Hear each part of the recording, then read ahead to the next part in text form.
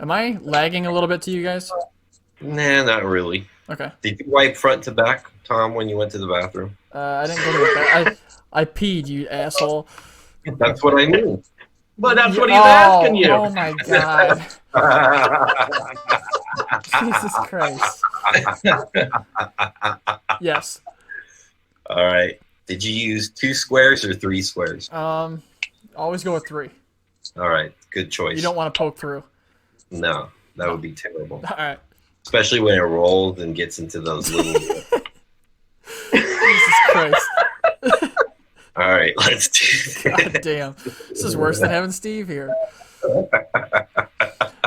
Yeah.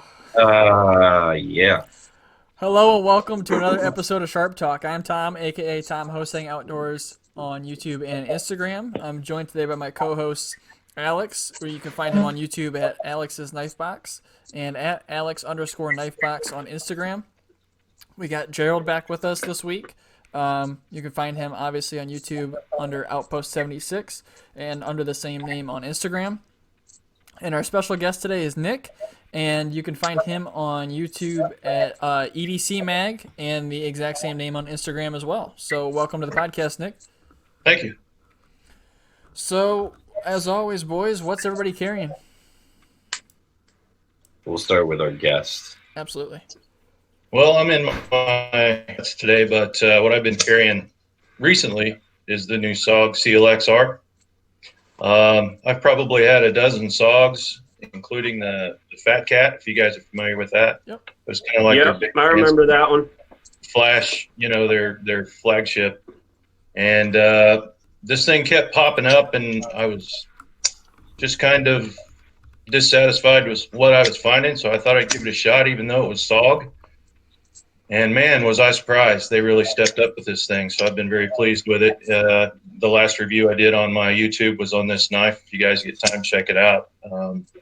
They really stepped up, and hopefully it's a direction they're going to go, because historically these knives have been mostly for newbies that didn't know better yet. So, and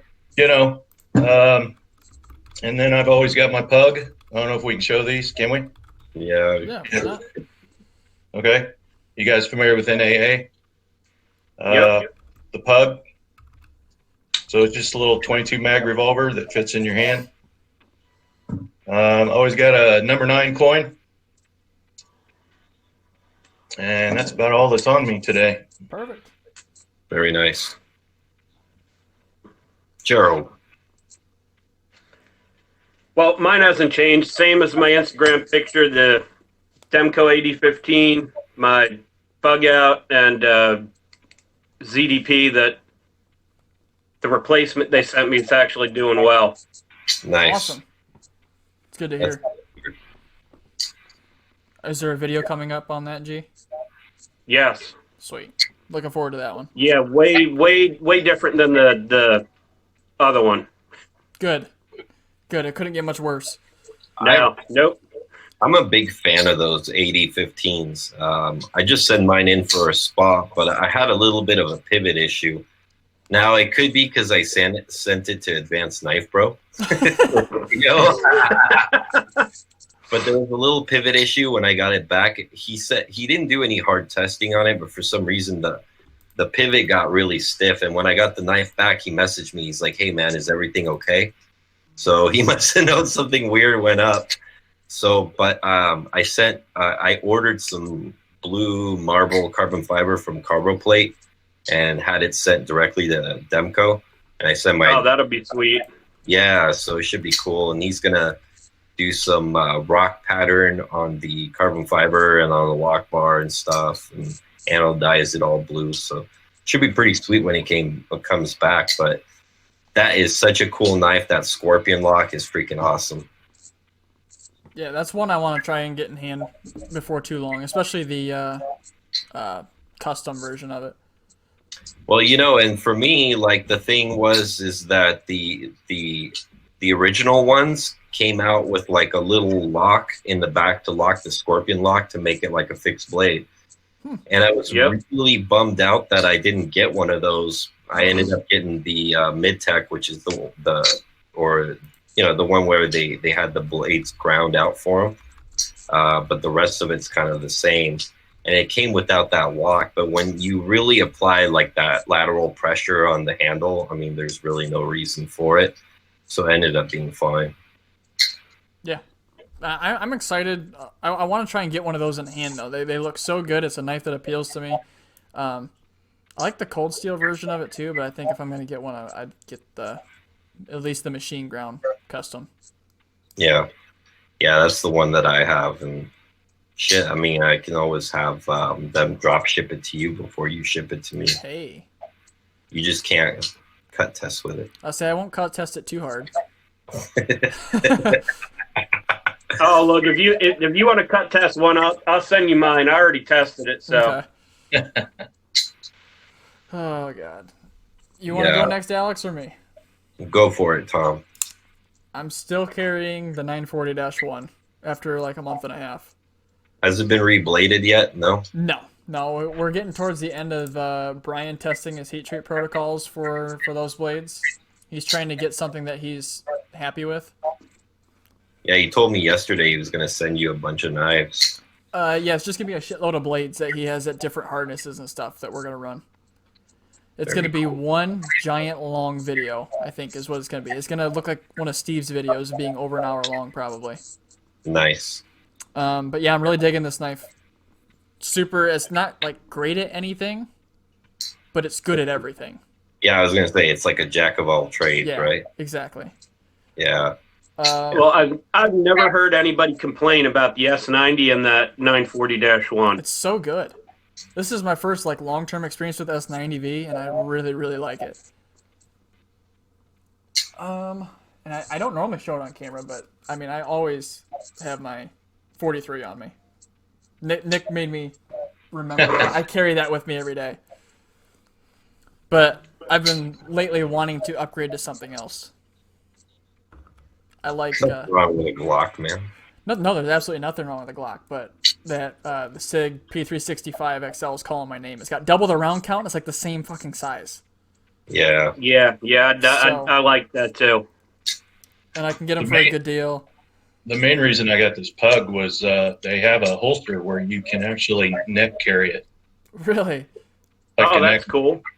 And it's pointing. I don't know what is it, 45 degrees or whatever. So they have one that points up your chin. I'm not that graceful.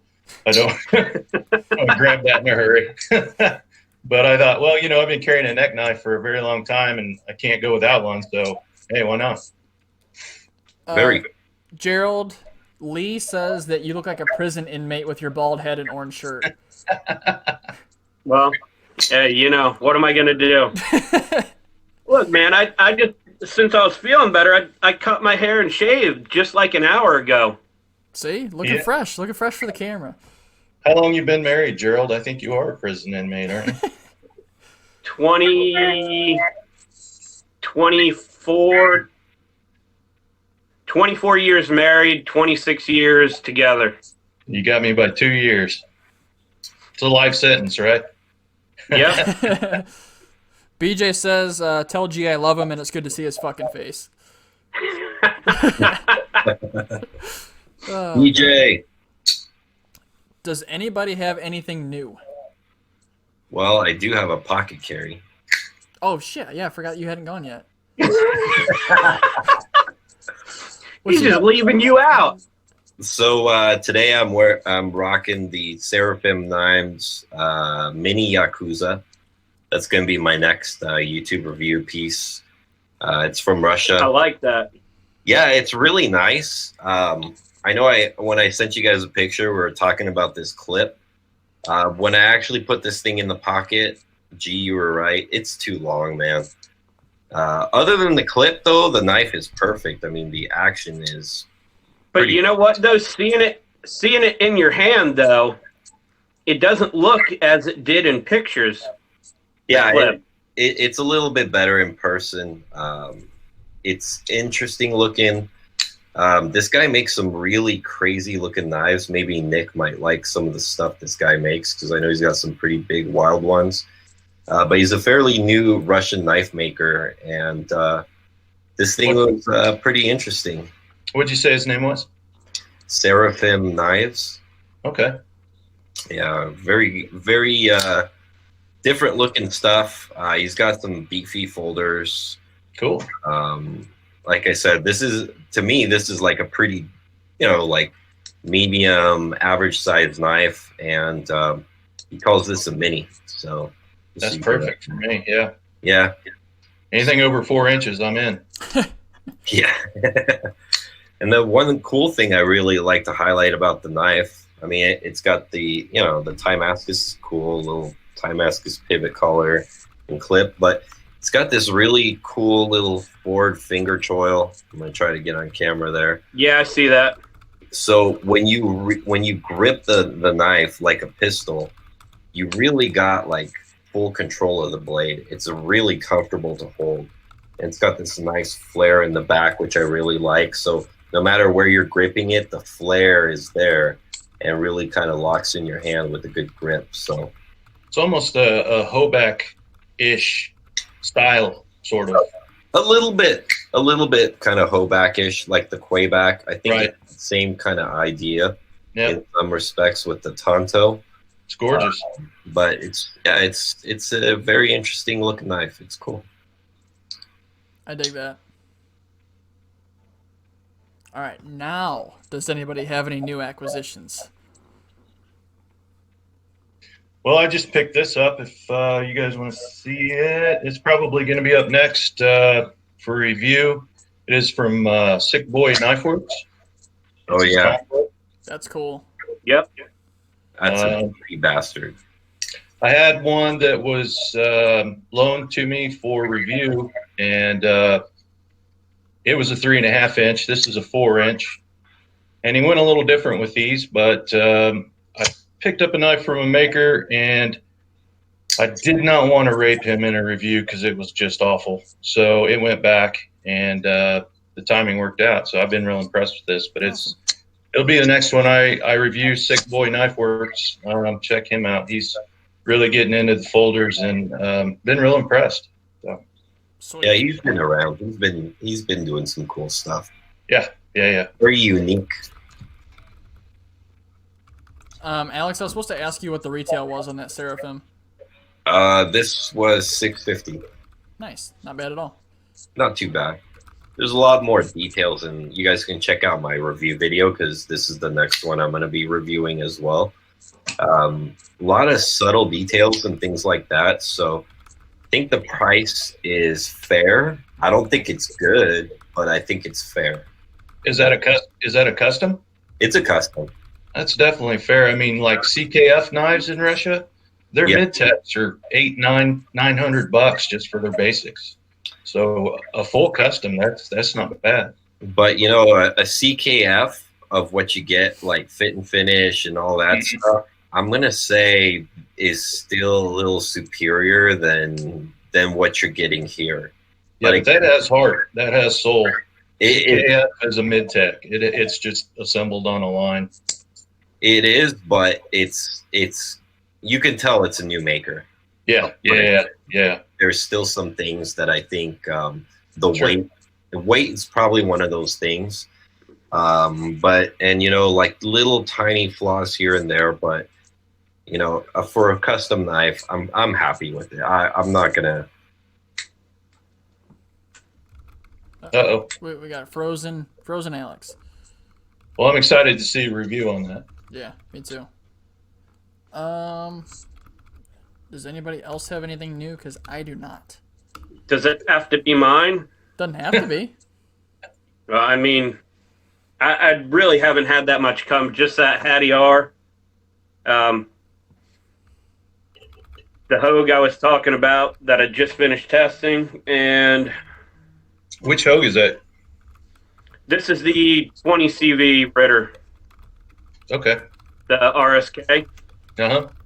and I don't know, man. I like it enough over the Griptilian that even if it did way worse than it did, I'd probably still buy one. Really? So, Gerald, do you remember what we were talking about a long time ago about how the normal Freak feels a lot better in hand than the G10 one? Yes. Did you see that I modified mine? Yes. and it feels so much better. Oh, I'm sure. It feels kind of square. Yeah, like especially at the back half. But once I sanded those edges down, like you can't tell it like just by looking at it unless you really are really looking. But I mean, if you grab it like this and just squeeze as hard as you want, you don't feel anything anymore. It's perfect. But the whole M4 thing is still little. I don't know. Yeah, We'll get to it. Shit. Has anybody sold anything? It's a tough market. Yeah, I have not. I haven't even tried to. Yeah, I mean, I've sold pretty much everything I don't want at this point. I'm down to, I don't know if in my last video I pretty much had my entire collection out on the table, and I'm pretty happy with what I have at the moment. I'm still considering selling that little ProTech SBR that I have because I just never carry it because I don't like S35.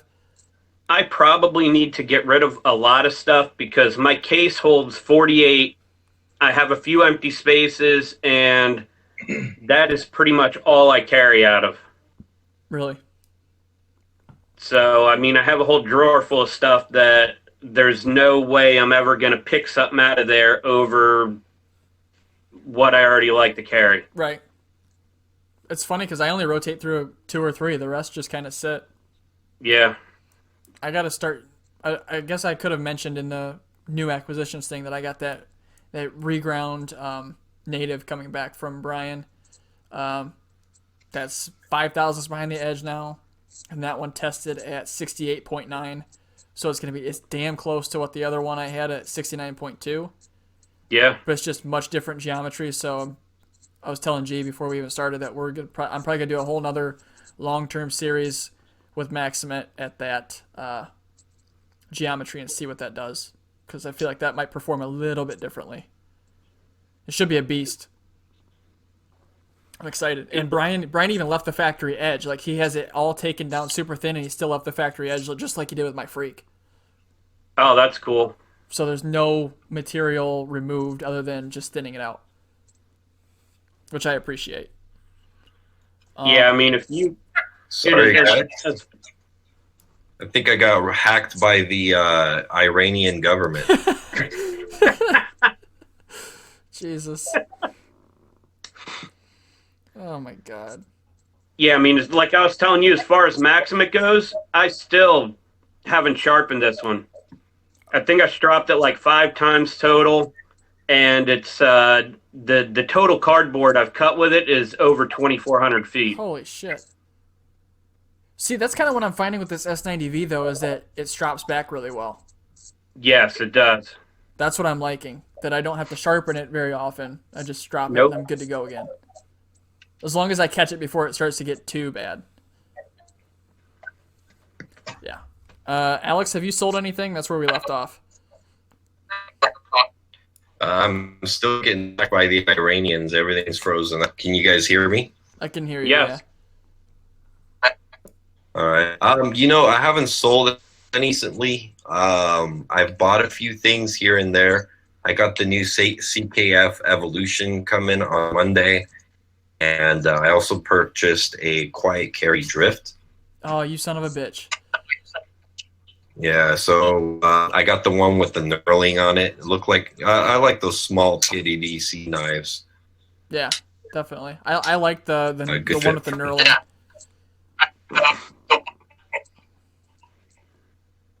It's got, Uh-oh. The Iranians are really getting Alex this time. Uh-oh, where'd he go? I'm sure he'll be back. I mean, it's a rust. I keep hearing it. Do you guys hear his voice coming in and out? Yeah. His dial-up his modem's something wrong with it. Yeah. Someone picked up the phone. Oh. You good, Alex? Not really. Okay. Right now, it's all frozen. Continue without me. I'll be back. I was gonna say, damn it, Alex, you're gonna make me edit a podcast for the first time in like 20 episodes. All right, boys. I think while Alex is gone, if he's gonna jump off here, I was gonna talk about the leaked Benchmates, the new Benchmates for the year. Considering Alex probably doesn't want to buy any of them in the first place. He's above that now. Normally, I think last year they released them. I think I read the 8th is when they released them. They released them before SHOT, which is kind of weird. SHOT's the 20th through the 24th this year. And so the GP Knives and I think Blade Ops was the other one that accidentally leaked them early. GP Knives had pictures of them up, but the links don't work anymore. And Knife Center, if you Google the names of the knives, you can still see them. Like you can see it shows in the Google results, but if you click on it, there's nothing there. So the pages are there, they're just not visible yet. The one was a mini bug out. Oh, I forget what the color variations were. One was an orange handle. I can't remember if it was a black or a satin blade. The other one was a white handle, which is weird. I think that was a satin blade. Both are S30V.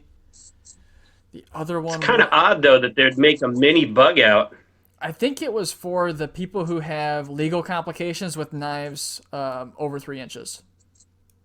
Okay. Because it's supposed to be like a mini grip. I think the blade length was like 2.97, just like the mini grip is. So yeah, I see what you're saying. It's not something that I'm interested in per se, but I can see why some other people might be. Yeah, absolutely. The other one was a carbon fiber bug out, which I'm stoked for, but it was just S30V. It wasn't S90V. Now, is the price? Do you think the price is going to be good enough that it's going to be cheaper to go that route than versus just buy a bug out and put scales on it? I'm hoping it'll be sub 200. Because did you see the limited edition one with the Jade G10? Yes. And 20 CV, that comes in at like 220 something, I think. So if they can keep it under $200, if they're keeping S30V on it, I think that'll be a intriguing knife at that price point. That was a black blade as well, though. And the other thing that I noticed is that they're switching to DLC instead of Cerakote. Well, that's good. Yes. Thank God, right? They discontinued a lot of their knives with Cerakote on them this past month and a half ago or so. Holy crap! I'm probably back. That's kind of what I figured was going to happen, though. Son of a bitch. Welcome back, Alex. So we're talking we're talking about the leaked Benchmates. The Islamic State is after me, man. Jesus. What you missed, Alex, is basically there's a mini bug out coming. A mini bug out. Yes, sub 3 I don't inch. think that's possible, man. That the bug out's mini enough already. That's what I said. It's for people that have legal restrictions with carrying anything over 3 inches. Or small hands like Tom. Exactly. Exactly. I thought we were past that, and someone commented "Tiny Hands Tom" on one of my Instagram posts the other day. I'm like, son of a bitch. How do you go searching on Instagram? I know. The other one, Alex, was a carbon fiber bug out with black DLC, like legit DLC, not Cerakote S30V blade. Fiber bug out. Okay, so they're gonna be rehashing the bug out like crazy, basically. Okay, that's cool. This one I'm super excited for. It's a new bailout, but it's an M4.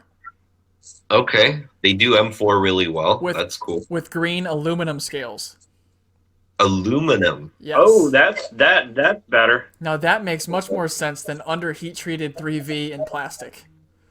Nice. Yes. That's actually kind of cool. I'm not sure if it's a Tonto or a drop point though. That doesn't say anything in the description, and like I said, I didn't see the picture. All right. What else? Do you know who Jared Ogier is? Yes. They have a collab with Jared Ogier. Wow, that's impressive. It's a flipper liner lock. Interesting. And I'm hoping it's a front flipper because the model name is the same as one of his customs, and it's a front flipper. Okay. So I'm really hoping that they just kind of went with the same. I'm gonna see if I can pull up a picture of it real quick.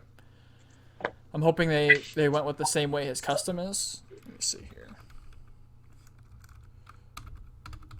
The other one I saw. So, do you guys know the Presidio 2? Okay. Yes.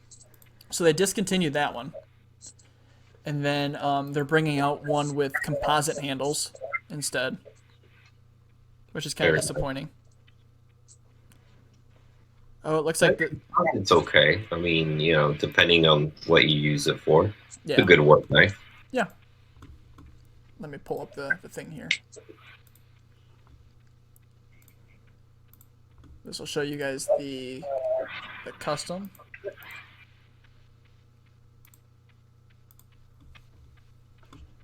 That is the custom is called the Tengu, Okay. and that's exactly what the Benchmade is called as well. So this is the normal flipper model, which is I'm probably gonna have to assume now after seeing this that's probably what Benchmade is gonna do. His knives go for so much money. I know. They're so expensive. They look For a great. while, I was hunting one, and I'm thinking like maybe that'd be kind of a neat acquisition, but they just go for way too much, man. Like I can't justify spending like $1,600 on one of those, Yeah. This is the one I saw the other day. This is the other this is what I was hoping they'd do. Two Oh, yeah. great. I've seen But- them go for way higher than that too. If you guys want to know a little funny thing from the insider, Arizona Customs has a 25% markup. Oh yeah, easy. You can always negotiate with Arizona Custom Knives. You can make offers on anything. Yep, Most that people is also don't. true. Yeah. This is also true. So yeah, I'm excited to see this one in a production capacity, Yeah, it should be cool. especially with it being a non-axis lock. They don't do that very often. Yeah, I'm not big on axis locks. I mean, they were cool for me a few years ago, like 3-4 years ago, but I just ended up, they're cool. They just don't do it for me. The other one I saw, I forget what the name was. Well, look, it comes with a dick slip. I mean, Yes. a clip slip. Someone said the other one looked like a Auto 940. They weren't calling it a 940. It was a different model altogether, but it looked similar to an automatic 940. Was it the same designer? Was there Osborne? Oh no, Osborne's gone. Yes, Huh? Osborne is passed away. Yeah, that's right. But I found out all that info on Blade forums, thankfully, because that's all I do at work is I sit on Blade forums. But yeah, I'm excited for a bunch of it. So like, if you Google the 533, which is the mini bug out, and you scroll down, see how Knife Center has it. Same with GP Knives. But if you click, you get that now. You get 404 page not found. Whoopsie, GP Knives. Yep. So I'm assuming they probably got their asses chewed out by Benchmade for that one. Yeah, Um, like a spider code debacle. Alex, that was pretty. I was just using that to fill in time. Okay. So if you have the new knives that you want to check out, Oh, it's time to do the NAFs. oh, absolutely. Let's do the quiet carry drift. Let's Yes. talk about that one.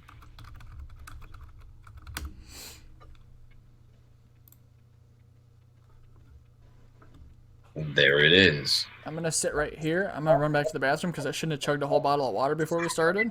And I'll be back. Front to rear, not rear to front. Yes, I'm gonna leave that part in the beginning of the podcast just so everybody knows. Okay, we're just gonna leave that in. Can you at least click on the knurled one? Yes. It looks way better. Yes. There you go. I'll be back. All right. So the quiet carry, This is an interesting knife that's been reviewed quite a bit recently by the ever so infamous Nick Shabazz and a bunch of other people. I find it really interesting because they advertise it to be completely rust proof. So the lock stabilizer bar is an LC200N. The blade is in Vanex 37, or that's what Shiro calls it, but it's Vanex Super Clean, which is a nitrogen style knife. And it's supposed to be, I think, at 61 HRC, so it should cut pretty decently. And the rest is all titanium. The screws, everything else about this knife is all titanium. So pretty interesting knife. I like the way it looks. It kind of reminds me of that ProTech Mordax, but in a mini version. What do you guys think? I like the blade shape. I was looking on Knife Center. They had something on sale a while back that was advertised as 100% rust proof. Yeah. And, you know, like you just said, though, I mean, I don't know what else you would use, but I mean, if you're in saltwater, titanium's going to corrode. So I don't know how that's 100% rust proof, but, you know, they were guaranteeing that it will not rust. So I'd be interested to see somebody test that in a saltwater environment. I mean, I just I've had an in-ground pool for the last 10 years, and I watch those chemicals eat knives, and I don't know if I could buy that whole rust-proof thing from anybody. Yeah. I know that Spyderco did it, but I think they used a lot of plastic in that dive knife that they used to have. They sure did. Yes. But even the hardware on those Salt S1 ones were like out of quote unquote stainless steel, right? Right. Which will still kind of corrode over time in ways. But I think instead of rust proof, it should be like more rust resistant. Right. Yes. Right. But I mean, it's using all the typical stuff, the 6A LV or 4V titanium. It's all T8 Torx bits, which is kind of nice. And, the ceramic detent. Now, one thing I did notice when I was watching one of the guys review the knife before I purchased one, which is going to drive me insane. I know it will. But so this knife is designed to be a thumb open knife, right? And when you rotate the knife open, the way that the thumb hole and the frame cutout and everything lines up, the frame actually gets in the way. Like it doesn't rotate completely out of the way. So as you're opening the knife, the edge of the frame will be rubbing on your finger. Oh, you mean the point in between the two finger grooves actually goes through the hole? Yeah. Like there's a little end of it that there's a little interference. I think it's actually the top of the frame that or no, maybe it is right at the bottom.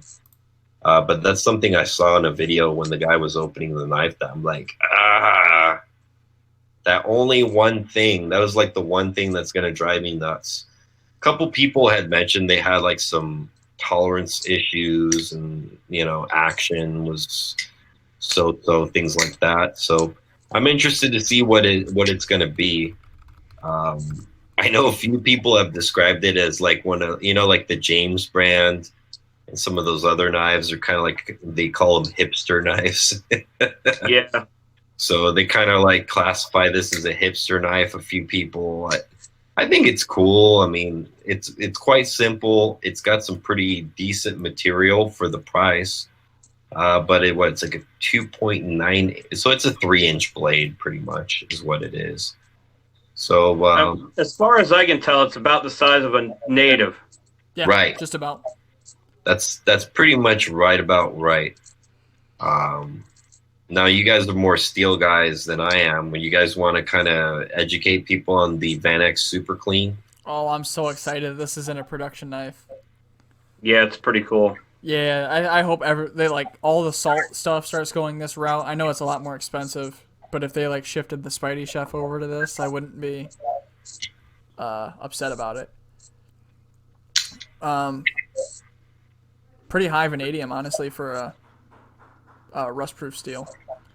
High nitrogen, super high chromium, and low carbon, obviously, which is going to give you your another reason why it's stainless. So the nitrogen is in place of the carbon. Right. It gives you nitrides, which aren't quite as hard as carbides, but Now, how is this going to compare to LC200N? it's much nicer, much better. Yeah. It should still be nice and fine grained like LC200N is, since it's a nitrogen steel. But as far as edge holding goes, it should be vastly superior. Yes. I'm excited. I'm so excited that there's companies actually. It looks like this is starting to become a steel that production companies could possibly start using. Now, this is a small knife. Overall length is 6.9 inches. It's a 7-inch knife. Wow. So it's a baby knife. Did you see the blade thickness though? Yeah, the blade thickness is 0.09. yeah, that's kind of hefty, I think. For that kind of knife. I think Stasa 23 had this on his calipers. He was saying it was like, what was it, 14 or 15 thousandths behind the edge? Yeah, that's what he said. Yeah. Is that scale? Are the scales on those? Are they all smooth? So you have the stonewash version here. They have a bead blasted one. They have the knurled one that Alex bought. Okay. Then they Just have wondered if it's supposed to be used in water in wet conditions, theoretically. Why would you have a smooth scale? Yes, I am with you on that. I think it's because it's sweat proof. So Still.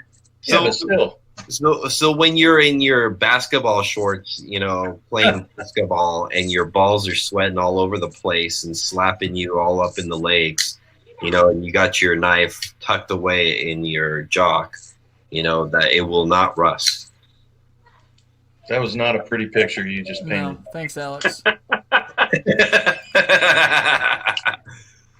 Yes. I like the little deep carry wire pocket clip too.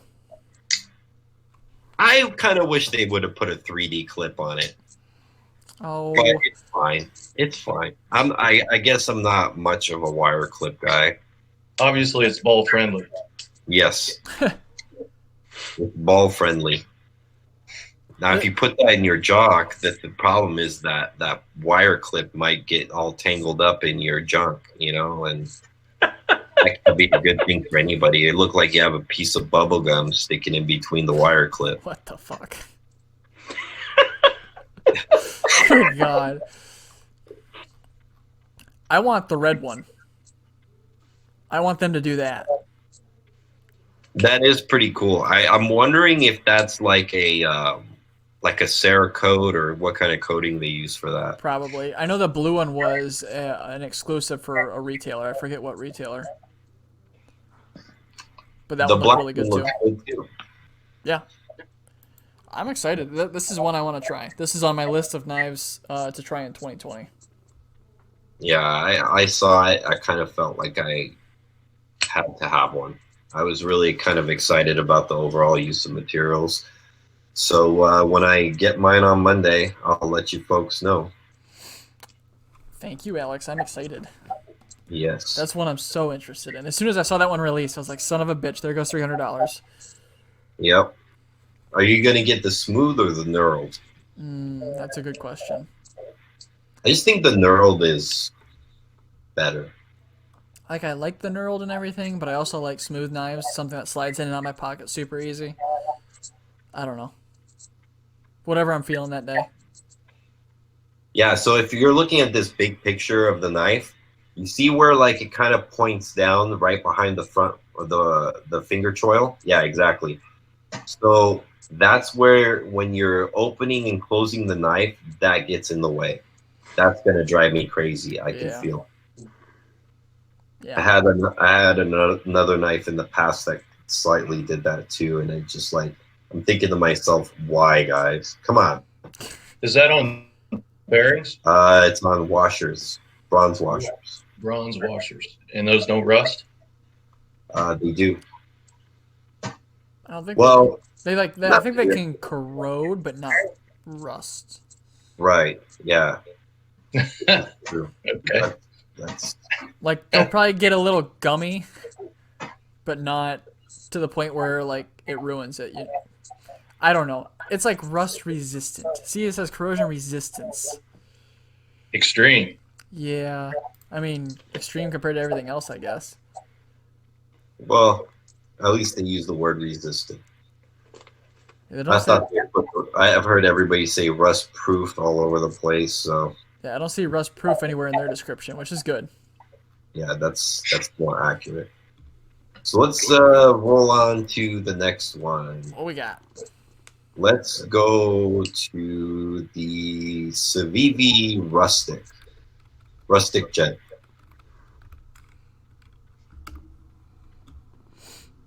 So just to kind of brush myself up on this knife, because I'm not buying one, but I do like, I've been big into these like modern traditional kind of things lately.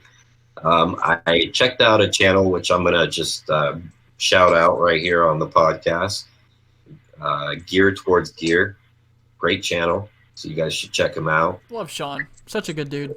He's super cool, dude. He's actually helping me redo my logo on my channel because it sucks. I'm like, hey, bro, I need help, man. I know you've done a few people's. Can you help me out? He's like, yeah, sure, no problem. That's cool.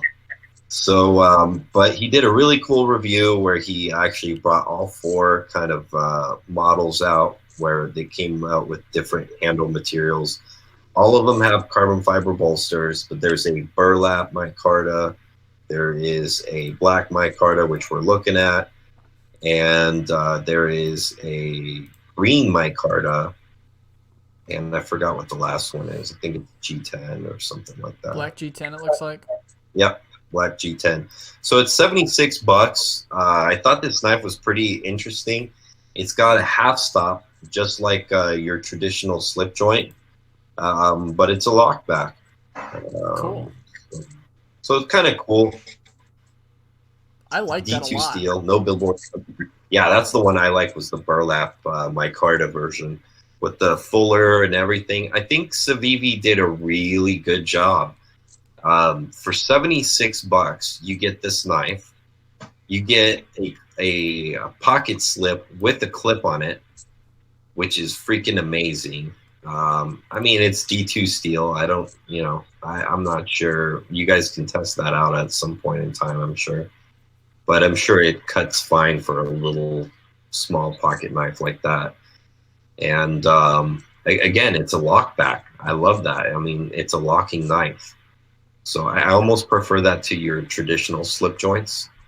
I think it's safer, and I mean, slip joints are fine. You just got to remember what you're doing. It's like if someone took the Buck 112 and made it better. Exactly. And from Sean's video, it seemed like it's got a very thin hollow ground on it, That's what which they is normally really do. quite cool. I really love the blade shape. It looks like you can take it down and clean it if that's your thing, And what a cool little knife, So for people who are looking for a simple pocket knife, or even something that I think would make like a nice gift to somebody, like you want to buy a knife for somebody, a friend, or for a birthday or something like that, that's a really cool gift. Yeah, definitely. I like that one a lot. I like the clip point. I like the bolster. The handle material options are super cool. That burlap micarta, I think, is my favorite. Yeah, me too. I don't Although know. the green looks nice too. It looks better in person than on Blade HQ's website. Yeah. But what do you guys think? I think they killed it. Right? Does it say on there who the designer was for that? It does not. It's Must be an in-house. Yeah. Very, very cool looking though. I mean, I think my favorite blade profile style is got to be the clip point. And, there you have it. Jim Bowie would be proud. It's a communist version. It's Jesus. At least it's not Iranian, right, Alex? That's right. That's right. Oh, God. Before we get into the next knife, Paul wants to know whatever happened to the Christmas knife exchange. Mine's done. I know Steve said his was all finished. Alex is not done. I figured that. And I don't think Gerald's had much time, right, Gerald? No, I have not. Okay.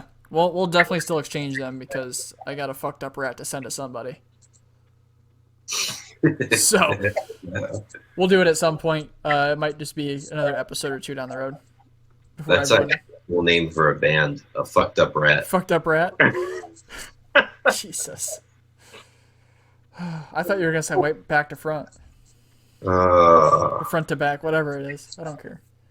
We've already discussed that, Tom. Yeah. It seems like you know how to take care of your woman parts. All right. So the next knife we should talk about is the Marfione Custom Warcom. Now, I have had a custom SOCOM before, and I think it'd be cool to discuss this because I had a fun conversation about my custom Ultratech with another member on Instagram, and so the first thing I'm going to bring up is a Marfione custom a custom? Does he make them? Well, so here's what I know about Marfione customs, right? They're all in-house. Now, on a lot of the other models, right, he will, like, obviously this one we're looking at here is all carbon fiber. There's no production version that comes in all carbon fiber like this, right? But some of them, he makes an aluminum body, and he'll do, like, inserts of, like, Stingray inserts or, that grip tape shit or all that stuff. And the thing about those is, what the other guy and I were talking about on Instagram is he's saying, well, it's not a custom because he just, sharpened the blade by hand and that was it. Now, what Tony Marfione actually does is he hand grinds the blades. So they all are 100% hand ground. Him taking some of the frames off production line, I don't doubt that. I'm sure in the aluminum body, why wouldn't you, right? It's already there, but it's all in-house. So is it a custom? It makes it a mid-tech, though. It really does. When you're having parts and pieces cut, and then all you're doing is like laying in, exotic materials here and there, you're still outsourcing part of that knife. Well, but there's no outsourcing, though. It's all in-house. He's outsourcing himself at that point. So he has his own in-house production for all of his knives? Yeah, all the Microtechs are all the Microtechs are produced in-house by Microtech, and then the Marfione customs. Like I said, there's some of them where if it's an aluminum body, like an Ultratech, or perhaps like a SOCOM, he'll do the inserts and all that stuff. But it appears, and I'm saying it appears, that he's using, his Microtech production version of maybe like the basic frame, laying his inserts, grinding the blade by hand. Like my Ultratech has been rounded out quite a bit, so the body's been modified a little bit compared to the standard production Ultratech. So, I don't think, there's not set. Everyone just disagrees about the set rules because there aren't any as far as what constitutes a mid-tech versus a custom. For example, I used to call CKF mid-techs. They're not. They're production knives. They're limited production knives. They're really not mid-techs because the guy that designed it works with CKF. CKF outsources the parts and then assembles it in-house. But that has nothing to do with the guy that designed the knife. So it's sort of like, sort of like what CRKT does. They outsource everything. I mean, CRKT makes nothing. They outsource 100% of everything. Right. So, those lines, it depends on who you talk to. For me, a true custom knife is a guy in a shop building a knife from scratch. To me, that's a custom. It's kind of like Andre, ADV. He has his parts outsourced. He brings them in-house, and then he adds, whatever you want to them to make them You know, some of them I've seen his upwards of $4,000 for a battle cleaver that with exotic materials. But technically, that's still a mid-tech because he's outsourcing parts. Now, if you're outsourcing to someone else or outsourcing to your own production company, I still say technically, to me, that's still a mid-tech. But that's just my opinion. That's a good, valid opinion, actually. What about you, G? What do you think? I'm kind of with Nick on that. So is a Marchioni a mid-tech or is it a custom? If it's all in-house. My vote is mid-tech. Yeah, that I'm there too. Okay. Tom? Let me just start off by saying this knife is fucking sick and I love it. Yes. What's the price on it? 1,600. That's tough. I don't consider something a custom unless it's completely done by one person. Now, this one we're looking at is obviously something that doesn't come off the production line Nah. in any way, right? Because there's no full carbon fiber body SoCon. No.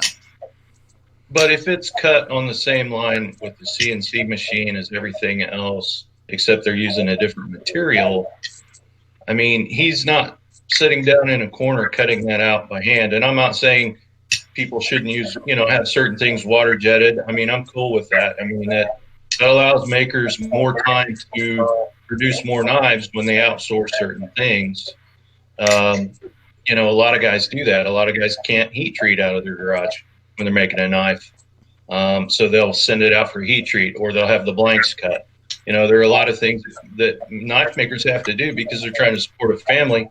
And there's almost only so many hours in a day that, a guy can make a knife and work. And when you're selling knives at $600 or $800 a piece, and let's say it takes you 3 days to fully make one, that's a tough way to make a living. I think people don't realize. Sometimes they think a knife maker's life is very glamorous, and nah, no way. No way. There's a few guys out there that have made, I use Andre a lot as an example. I've probably had over 15 ADVs. I love his knife, he's been a successful guy. Look at Brian Ty. Look at there's a bunch of guys you could name that everyone knows who they are. But a lot of their success has come from outsourcing, doing mid-techs, doing designs for production knives, different things like that. That's where you get to a point where you can feed your family and devote more time to, actually building knives slowly that are sometimes worth, $4 or $5 a piece. Right. Is ADV a pedo? I'm sorry? Is ADV a pedo? A pedophile? No, that's retarded. You ever hear about that? Oh, yes, yeah. I'm 50 years old, and sometimes I'm still in high school when you're in these forums. But yeah, no, that's just retarded. Sorry, I like to bring up hot topics. I don't even discuss that with people online. It's ridiculous. He does take some pictures of some very young girls, though, holding his knives. In some very but who doesn't take pictures of young girls when they're trying to sell stuff? You don't want some old bag holding a knife, do you? I think I'm of the mindset for a knife like this of this caliber that if you like the knife enough to spend this much money on it, who cares if it was custom made or not? If you see the value in it, pull the trigger. You know what I mean? Well, it doesn't matter. Why is that a tip down carry? Is my first question. Because there is no liner or steel portion of that knife on the bottom side that allows it to put a clip on there. And same thing with the aluminum ones. You just can't fit it right there. But up at the corner, up at the top, there's a steel liner where that can screw into. Like, if I was going to drop this much money on a knife, and I absolutely love this design and everything about it. I love the Warcom. It doesn't matter to me if it was made by a production line or if it was custom made. I mean, if I see the value in it and I was going to drop $1,600 personally. It would matter to me. I mean, I'd want some more hand done touches. Rather, I don't want it to be like straight off of the production line for $1,600. But Well, this one, like I said, it's guaranteed to be hand. And these certificates, sometimes his kids are on there grinding blades for him too. And it's going to have all the personalized touches by hand, like the flaming on the backspacer you can see, and all the anodizing and stuff like that. It's going to be different. you know what does bother me about a knife of this price? The price? He doesn't tell you what blade steel it is. It's got to be 204p. I think that's their current It stuff. doesn't say anything. I'm sure it does on the cert. Oh, that bothers me though. If I'm gonna spend $1,700 from DLT, you better have the blade steel up. Yeah, that's DLT though. That's not Microtech. Hey, I like DLT. I'm sure. I love DLT. I have Jason's cell phone number. Come on. I'm a big fan of DLT. Now, Alex, would you buy this or would you buy a Sharp by Design Nemesis? I've already bought a Sharp by Design Nemesis. I don't own one of these yet. Exactly. But You can get an I Arc Nemesis. really for like this the price. Warcom though. I'm every once in a while I get tempted. I think they did a really good job. I think it's a really awesome looking Wharncliffe, and I'm a sucker for flame. I know some people say, "Oh, you know, it's like wannabe Timascus," but flame titanium was out way before Timascus was even a thing, Yes. anyways. And I think it's a completely different thing, and I love the way it looks. So, very cool knife to me. I saw when these got added on to DLT, and I was drooling over them. Yeah, yeah, they're good looking. You know, I mean, you can click on one of the aluminum frame ones. You see, they're considerably less, and it's a nice, cool looking knife nonetheless. And as Lee has, you know, tested some of these production ones, we know that they're pretty durable. Not crazy durable, not as durable as Lee put them through, but I think they did pretty damn good well, compared to what they did. You know, yeah, Lee's lost a tip. Well, yeah, I mean, but you know, like Lee tried to break the thing. True. So if you use this thing as a knife, I think it'll last you a really long time without any issues. So very cool. Yes. What we got next, Alex? All right, let's do. Do you guys want to do the doozy, or you guys want to wait for that? Oh, one? I don't care. Let's do a knife that I want to hear Nick's opinion on. Let's do the Jake Hoback War Spear.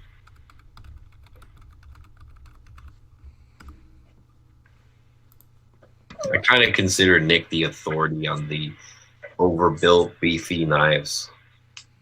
So I don't know about authority, but I do enjoy them every chance I get. I have seen your collection over the years, man. You're an authority. My God. All right. Yep. This thing's like a lot like the Warhorse, but it's got a spear point, which I really, really like. I mean, the Warhorse was cool, but I think it's an acquired taste kind of thing as far as the blade shape. I think anybody will like this blade shape. And it's an Alpha Hunter designed collaboration, from what I understand, right? Yes. Looks like it. Now, it's a 3-inch blade. It's not really like... Yeah, it's a 3-inch blade. This is not a huge knife. It's No, an it's not. overbuilt, beefy 3-inch knife. So the blade stock is .1875, and so is the frame. Yeah. Insane. Insane. Quick math, that's almost 0.6 inches thick. Yep. So what do you think, Nick? What's your this thing? You know, every time I buy a 3.5 inch knife, and I do get some in for just for the sake of the channel customs, but they're never anything I'm going to keep.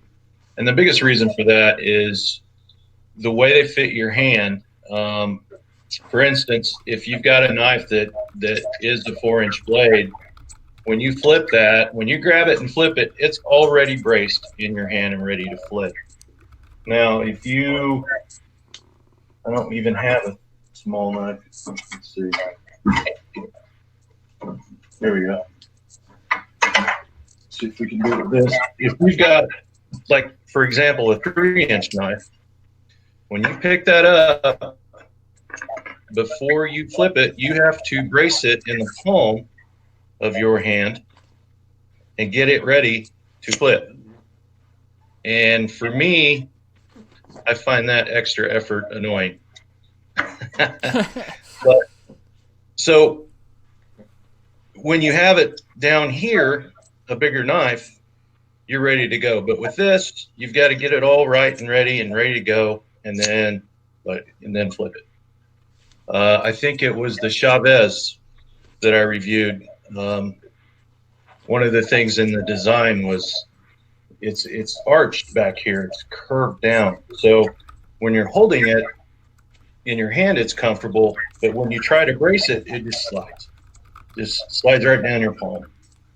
And so for me, one of the reasons I like bigger knives, and that goes along with thumb studs too. The reason I like thumb studs so much is when you grab that knife, your hand should already be naturally where it needs to be for deployment, just immediately, without any extra requirements or things you have to do. You want that knife in hand and ready to go immediately.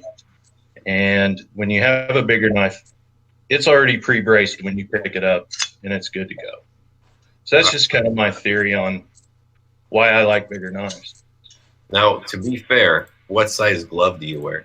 Well, and that's true. That's an excellent point, and I talk about that a lot. That's, for me, my personal preference and why I like what I like. And I'm a big dude. I have big hands, and knives are going to fit everyone differently. There's no question about that. Not everyone wears the same size shoe. Right. But for me, when I get a 3.5-inch knife, now there have been a few exceptions, definitely. And depending on when you get a smaller knife, the taller it is, the taller the handle is, the taller the blade is.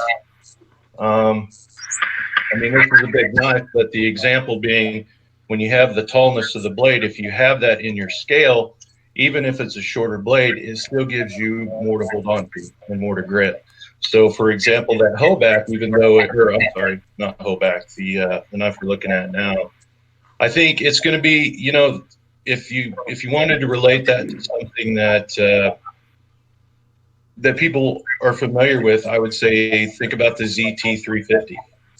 It was a 3.25-inch brute, and it felt much bigger in hand. And a big reason for that was how tall that blade was. Right.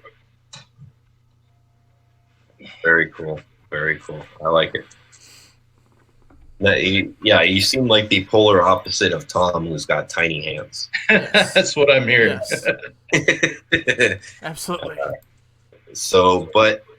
And then how about the design of the knife? Is this something you dig? Is this... I like his designs. One of the biggest, they're unique. And I've came really close to pulling the trigger on a few of them, but generally his knives are around 3.6 at the biggest. He does make some that are a little bigger, but then you're looking at, $1,100-1,200, usually somewhere around there if I'm remembering correctly. And, I haven't found the right situation. If I found the right opportunity to pick up one of his knives, I do like his designs. I've never had one in hand, but I would definitely be willing to give it a whirl. Yeah, the only thing I can relate to as far as hoeback that I've owned is the CKF Quayback. Mm-hmm. I had one of those, but then I had a chance to hold a real custom Quayback from a friend, and oh God, I'm gonna get crucified for saying this, but the CKF was definitely better made. Probably, I believe in that.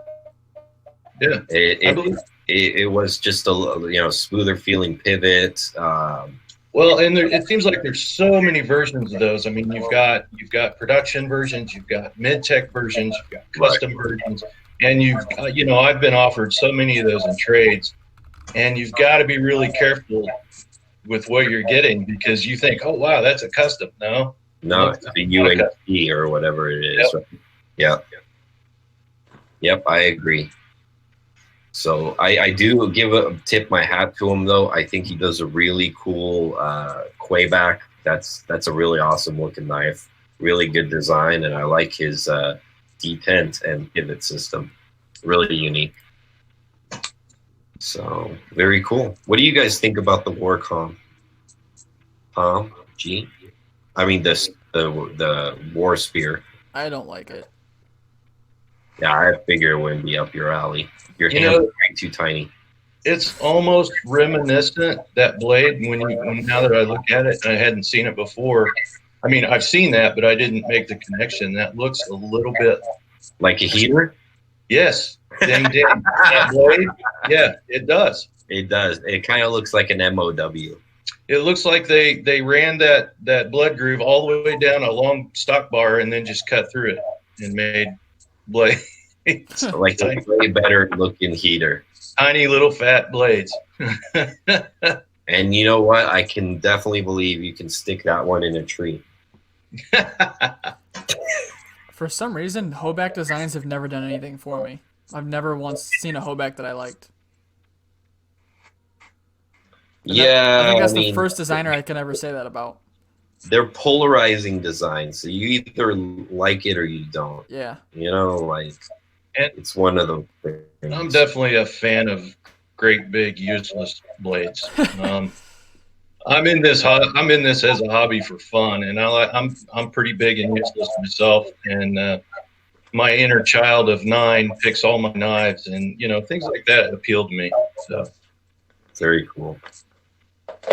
All right, Tom, you ready? We're gonna go into the doozy. All right, let's see it. You're gonna have to go on Blade HQ because that's where I found this thing. Okay. So it's PANGE design. Is it the top one? Yes, the Prilobite. What the hell is that? How did you even? Yeah, how do you find these? Oh, dude. Come on, it's USA made, man. It's cool. Let's look at some specs. I feel really bad for our audio listeners right now because I can't even begin to describe this. Dude, this thing is sick, bro. Oh my it looks God. similar to the ball picture he painted earlier. Yes. Yeah. I thought Nick would like it because it's a 4-inch blade. That's not the only qualification. I don't even know if I'm looking at the right specs. Hold on. It has can't 4 be a tools. 4 tools, It Alex. Wait.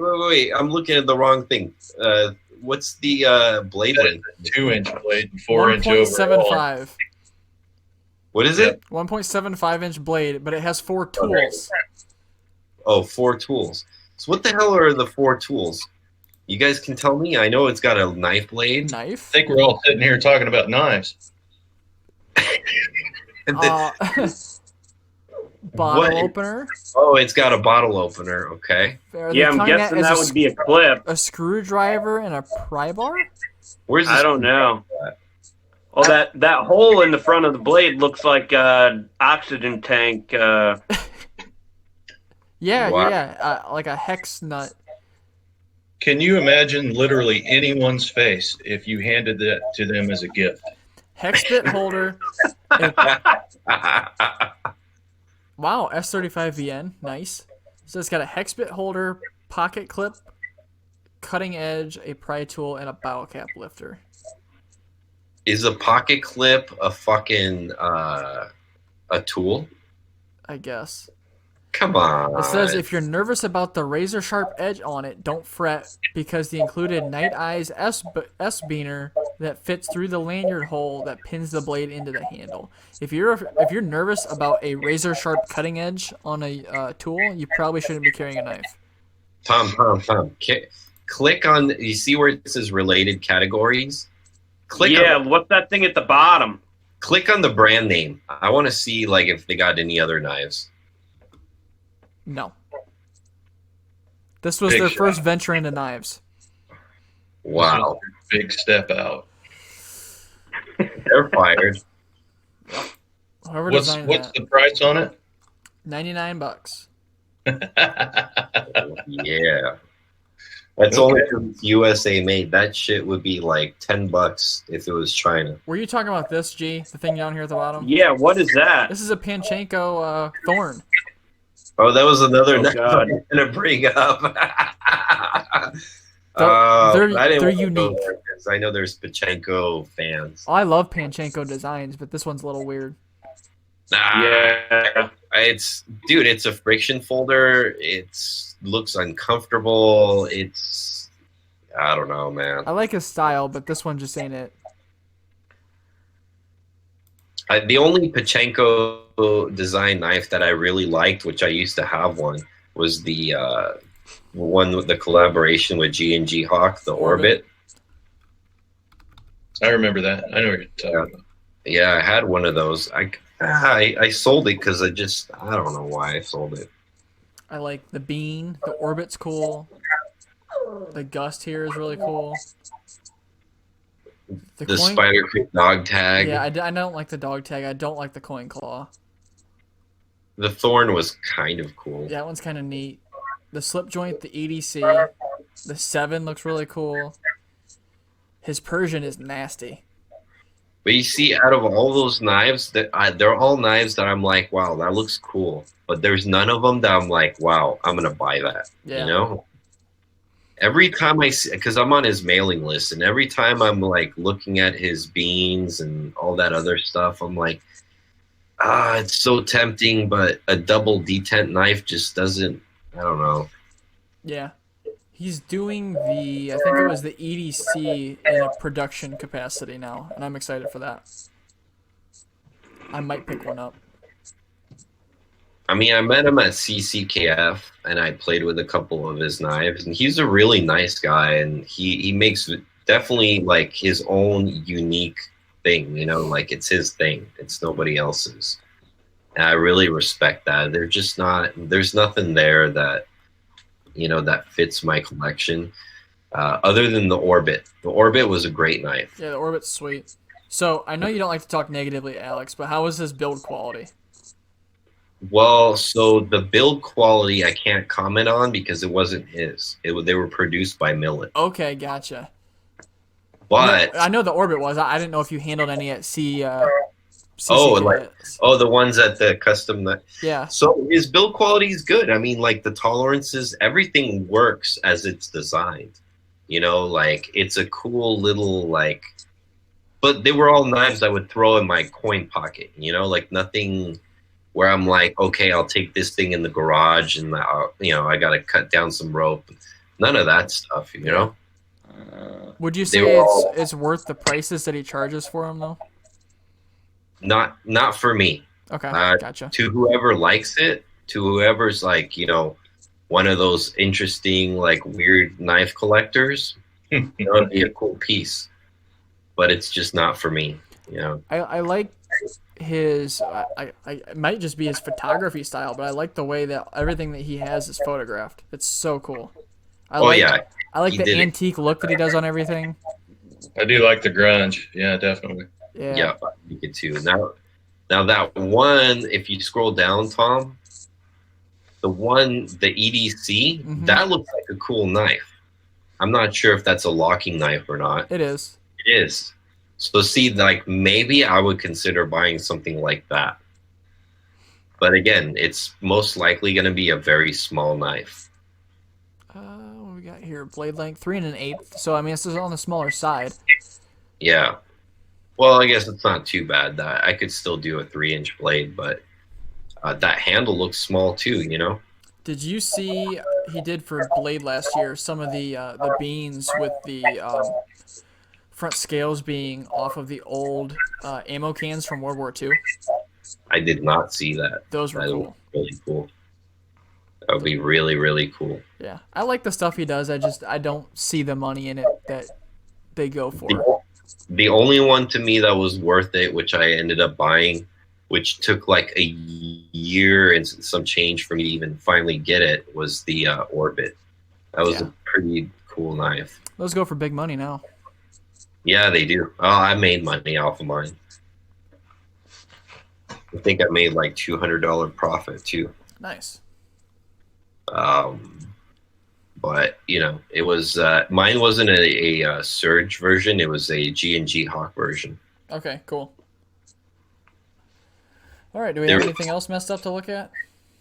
You guys want to skip the budget stuff, or you guys want to talk about some budget stuff, or go in the main topic? We can go into the main topic. Okay.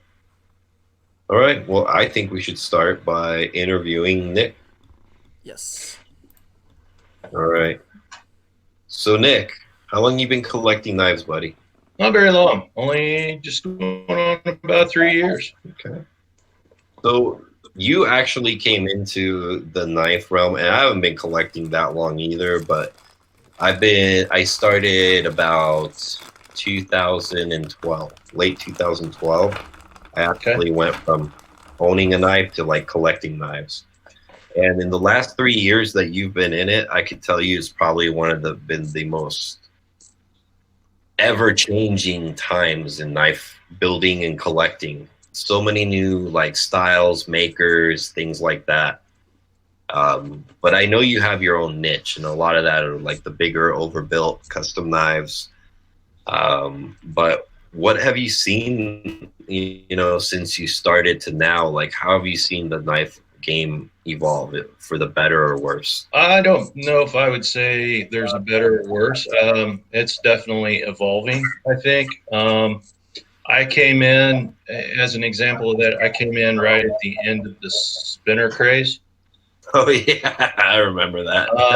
And I actually took one as partial trade for something that I was after at one point, and I about never got rid of that damn thing. I'm not a fidget guy myself, but it seems like a lot of what I've seen over the last year is a lot of the peripherals are not nearly as prolific, meaning pry bars, knickknacks, the little barrels for your for your lanyards, the things like Right. the $400 Timascus bead and crap like that. It seems like those things, people just can't give them away at this point. I mean, there's still a market, but it's just not. It seems like a lot of people. Seems like people come in and they grow, and then they flame out, and they get to a certain point, and then they're gone. And I don't know that right now we still have the same influx of people that we did a couple of years ago. For example, when I got involved in it, when Gerald and I got involved in it, it was still blowing up, and I think it was still pretty big. But I think a lot of people have came and went. A lot more people have went and came into it in the last maybe year. The market, I am constantly buying, selling, trading.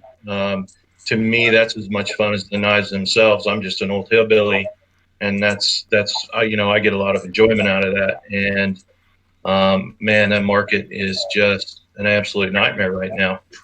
Yeah, I agree about that. The market's very unpredictable, and a knife may be going for, like, that CKF Evolution is a good example. That's a hot knife right now. I think you can even make money if you decide to flip one. But I bet you in about 2 months or so, it's going to be right flat on its face. Mm-hmm. I got the Crow car right when it first came out. Remember the Crow car? Yep. That great big Sith looking wicked thing. Yep. And the second I got it in hand, people were after me to trade. And it was the very first review I did on my knife channel, and it was awful. So don't go watch that. But as soon as I got it, and I paid retail for it, and I think it was around $950 maybe, and I don't remember, maybe it was $780. I don't know, so many knives, but I saw it for sale maybe 3 months ago, and the guy was he couldn't get 600 for it. He was asking like 550. I mean, it's just, that's still a production knife. I don't know that. I mean, some of CKF stuff. I had a Decepticon that a guy was desperate for money that I got at 3 a.m. one time in Killer Customs, and I had it for 2 years and still made money on it because the guy was desperate to get one. And it's just right time, right place. So there's still money in the game, but it's definitely not like it was. I mean, even I'm seeing Timascus knives that would have been 1,200, 1,500 from makers now at 700 and 800. Right. The market's going to dictate what it dictates, and you either roll with it or get the hell out. Right. Same thing with like the opposite end of it, the chamois, the specters. I mean, the chamois right now are and specters, I think, are the two knives I've noticed have gone for the stupidest money. Chamois right now, like a 3-inch, I think the cheapest I could find one was maybe $1,400 with some scratches on it, right? And if you're getting like a 3.3-inch sham or a 4-inch, if you can even find one, you're way above $2,000 already. And there's no way. I mean, forgive me for those of you who are big sham fans, but there's no way to me that knife is worth that amount of money. Spectre table price is $700 for a basic one, $900 currently, or to $1,100 for one with the Damascus steel and all the options, and those are going for over $2,000. Standard plain Jane's going for about $1,300-1,400. So it's really quite interesting. It's like there's no set of rules that really dictate where like the market pricing going. It's just really what people are into at the time. That's true. And right out of nowhere, it could just take a plunge. It's to your point, you look at like 13. Oh yeah. Look at what those are versus the money that they make, and it's a cult following more or less. And if you can get that cult following, you can charge whatever you want. Kind of on the opposite end of that, direware. Direware's $1,200-1,500, and now I see them for $600, $700, $800 all day, every day.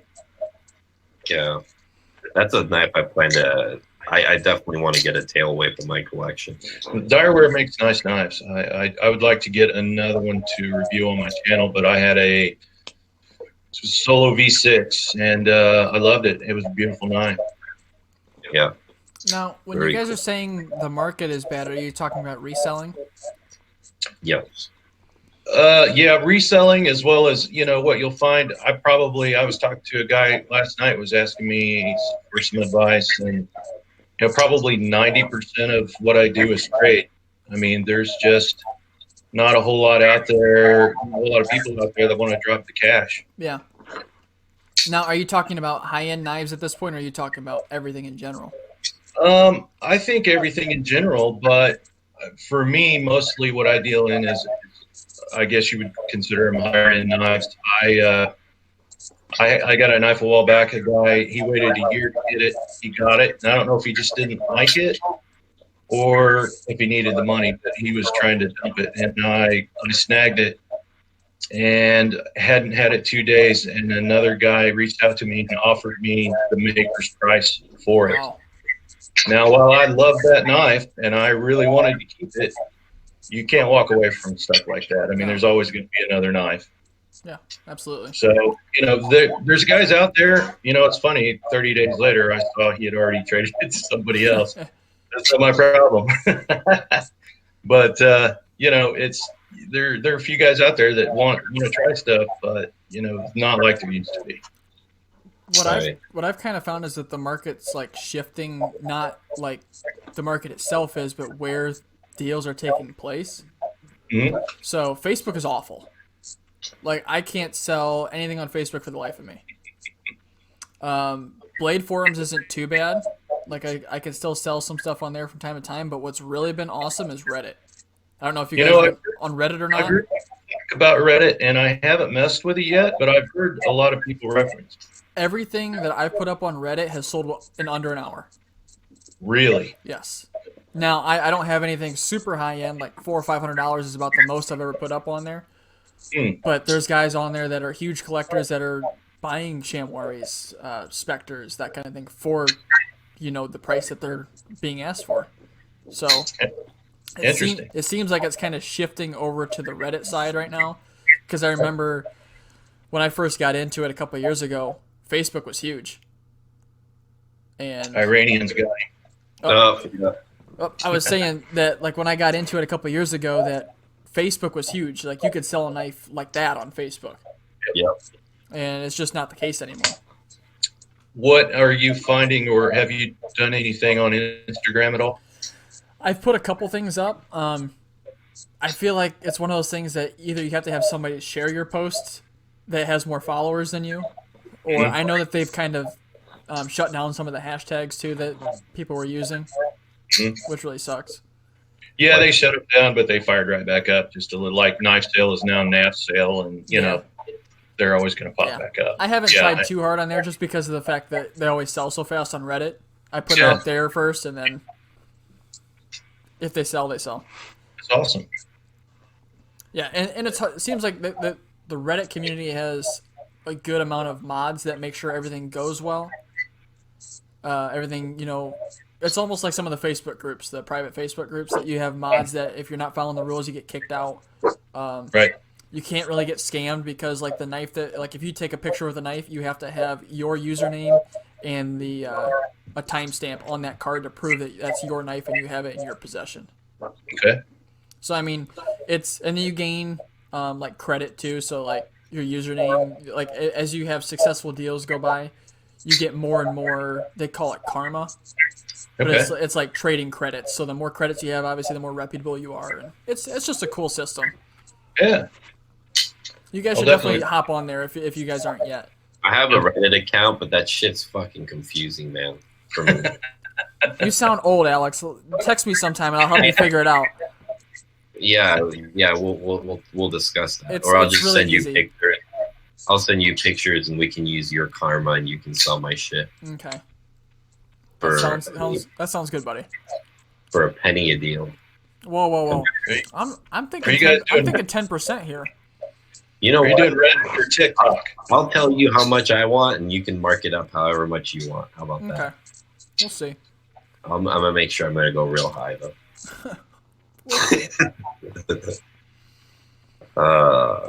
Very cool. So, let's also talk about 2019 acquisitions. What have you guys enjoyed as far as out of the knives coming out of 2019? What have been your highlights? That's a tough one. Even though I don't have it anymore, the large and Cosi. Okay. You should have sold that fucking thing. That was a bright spot in 2019's collection. You should have kept that knife, Tom. I'm gonna get a 20 or a 31 when they come out. Right. It's like a mixture of the two, of a Sabenza and an Inkosi. Yeah. I'd say the 940-1 is one of my best ones. The Maximate Native was huge. The Maximate Native, and what about the Super Freak?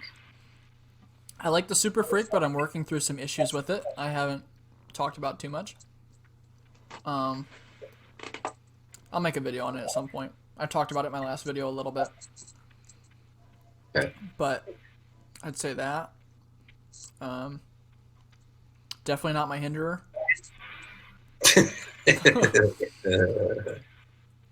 I think those are probably the three that I would say that were the best ones I bought this past year.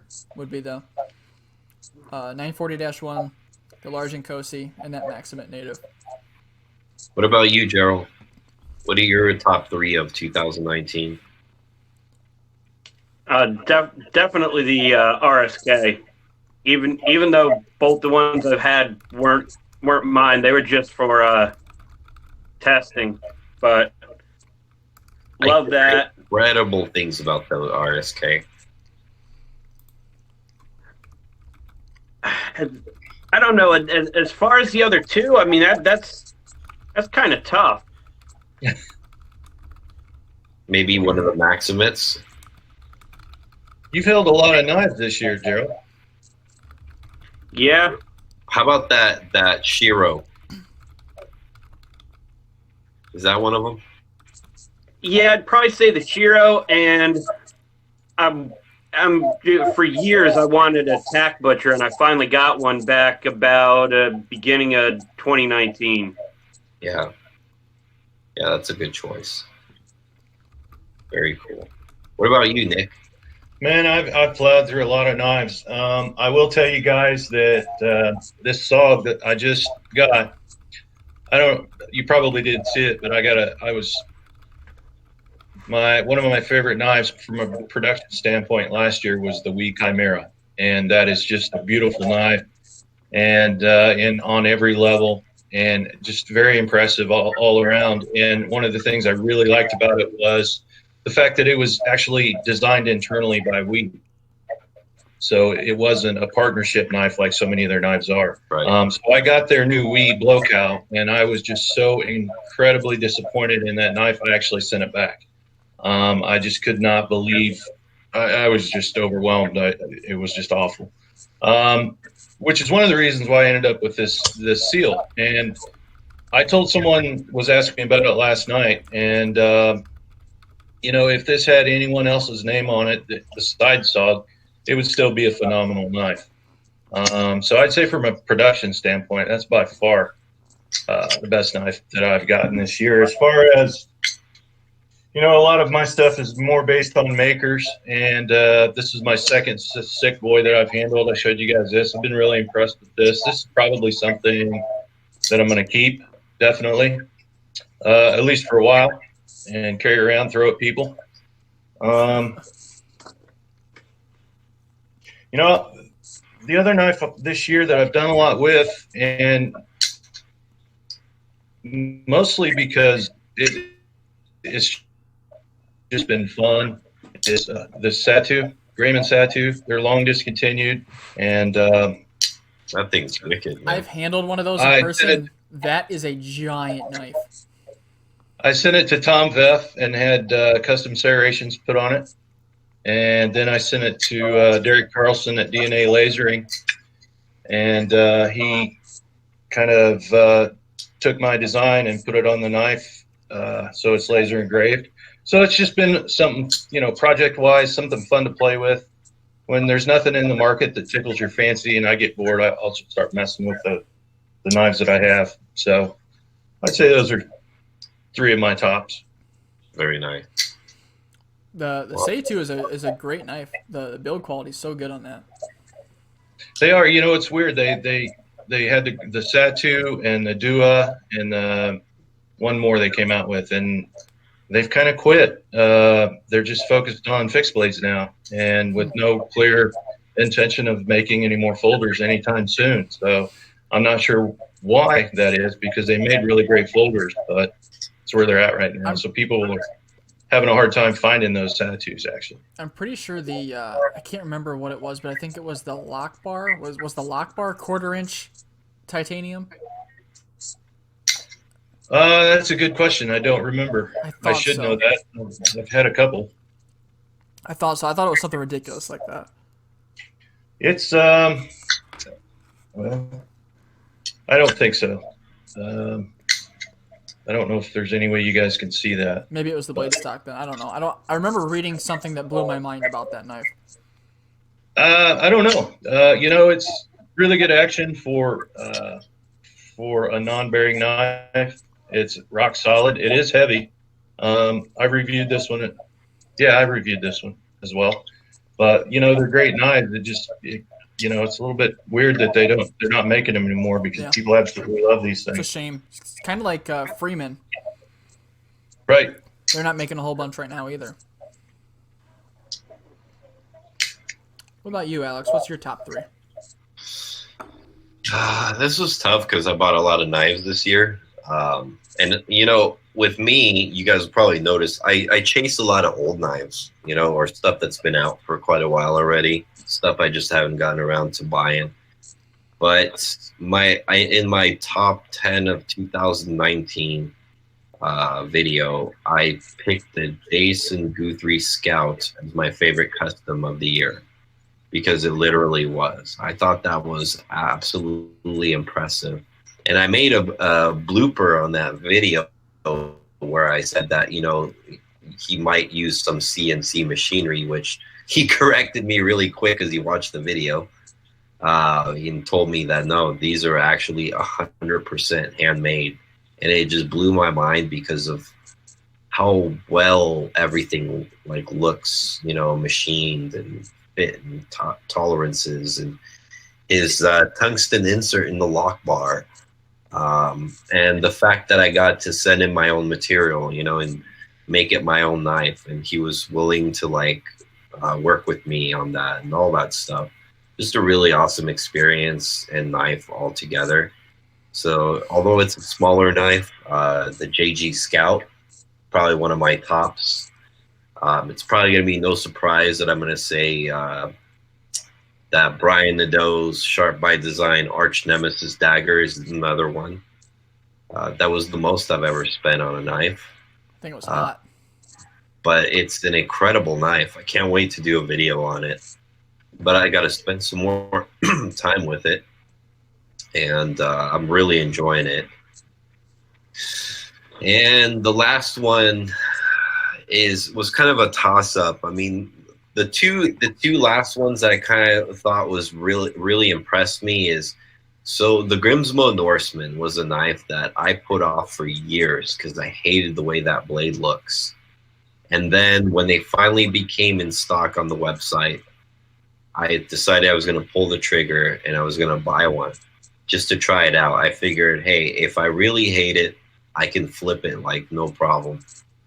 And I bought it and I ended up keeping it. I really liked it. So it was a really impressive knife. It made me get over the way it looks. I actually like the way it looks now when I actually use it. And also, what do you mean by that? You like the way it looks when you're using it? Well, I didn't like the way it looked when I saw the knife overall, but then when I started cutting with it, I understand it. Okay. Like I get the reason why they designed it the way they do. Okay. With the chisel tip, with the kind of recurve design where it comes to an acute point at the very front of the blade, when you're slicing stuff, that really cuts through material really well. I mean, even when I rip open the dog food bag and I use that thing, it just it's like a second tip is how I guess I could describe it. So the knife came really sharp. They have a new cryo treat protocol for their heat treat. And the knife hasn't dulled out or anything. I'm really impressed with it. And I used to hate the way it looked. But when I actually got one, the other really impressive thing about it is when you feel the lock bar on it, a lot of knives with a really strong lock bar, feel more secure. This thing has a really flimsy lock bar, but the blade, for some reason, the lock bar doesn't move at all when it's locked into the back of the blade tank. It's really quite weird the way it feels. It's secure, like it's not going to slip off, but it feels flimsy, like where it's super easy to dislock the lock bar, and the knife just shuts crazy, you know. So that Norseman ended up being a knife I really liked, and I didn't think I was going to. But yeah, and then the A2, A6 was another one I was incredibly impressed with, and that was more on the fit and finish level.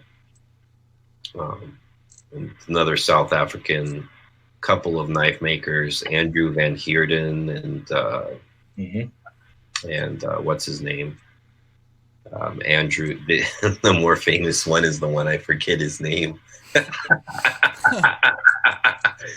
Andrew Van Heerden and come on, why am I having a brain fart? The two Eds. Not Andre. It's come on, man. Can't believe I'm forgetting. And I know it's a collaboration with Tashi as well. Oh, I love his designs. Yeah, Tashi's rad. If it makes you feel any better, I accidentally was reviewing Mikael Williamson's Red E. Oh yeah, that thing's rad looking, by the way. And I didn't realize it till I'd already posted the video, and then somebody told him about the video, and then he watched it.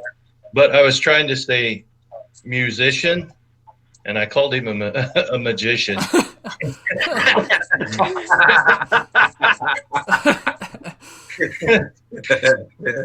I had to apologize, but I never thought he would actually see it. And not only did he see it and comment on it, but then he took it and posted it on his wall. So I was like, oh, man. That's freaking awesome. One time a maker actually sees my video, and I call him a magician. It's Andrew Van Heerden and Andre Thornburn. Thornburn, okay. That's what it was. Which Andre Thornburn is like a master, like beyond masters when it comes to making knives. And Tachi. So very cool knife. It had like a pivot color. Well, no, it had a screw that kind of imitated a pivot color. It was completely made out of zirconium, which was pretty cool. And the fit and finish, the polish on the blade was just incredible. A very nice knife. I also wasn't expecting to be anything like it ended up being when I got it in hand. So those are my tops. Where are you guys headed for 2020? What do you guys think? Anything you got your eye on?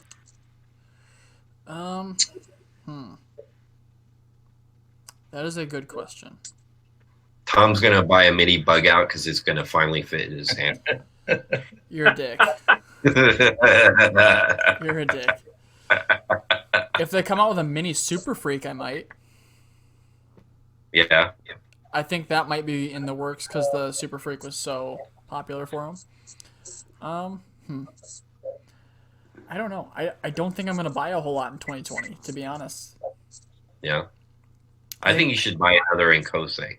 I think I'm going to be very selective about what I buy this year. Well, we know it's going to be a 31. I think I want a 31. I'm not 100% on that yet. What about the Quiet Carry? I'm not 100%, but I'd like to. So the reason I want the Quiet Carry is for Van-X. And I'm getting a Van-X knife from Brian. So, and he treated by Peters just like the Quiet Carry is. Okay. So. Is that the replacement blade for the 940? No, this is one of his little fixed blades called the Guppy. Oh. Little neck knife. Perfect, my little Guppy. Jesus. You guys are fucking ruthless tonight. Well, just Alex. Just Alex. It's just me, man. It's just me. All right, let's. So what's your plan for your channel then? What are you planning to do? More cut tabs? I just want to post a little bit more. I started off strong last year, posting like 2 or 3 times a week, and then it slowly degraded into 1 time a week, and now I feel like I just post like once every couple of weeks, and I think I put more effort into the videos now than what I did when I first started. Okay. Definitely more long-term carry projects like I did probably for the last half of 2019. Your Maxima project was one of the coolest ones. Thank you. I enjoyed that one a lot. That was a lot of fun. And I'm going to do another one this year. Were you here when I was talking about that? I might have been attacked by Iran. Yeah, you had a cyber attack going on. I have another Maximate native coming from Brian that was reground, a 5,000 behind the edge. Mm-hmm. And I'm going to be doing another long-term testing with that because that's going to perform completely different than one that was like 22,000s. Right. I'll test that one too. I'll do another long-term one. Maximate, that was just a lot of fun. That was my first long-term experience with a steel like that, and it was too much fun. Excellent. I don't know. That's a really good question. What would you like to see in the 2020s? More badass steels, man. Okay. I want Z Max. I want Spyderco. I guess is working with Sean, Big Brown Bear, Okay. for a 15V knife. Okay. And I've been paying attention to that on the forums because he's on the Spyderco forums a lot, and Sal Glesser and him talk back and forth on there a lot. And I guess Sean just received the prototype for it. Interesting. I have no information of if it's a folder or fixed blade or anything like that, but it's going to be in 15V. Using Sean's proprietary heat treat. Interesting. Yeah. So I'm in for that. I want K390. There's a Endura family sprint coming at some point this year in K390. I want one of those.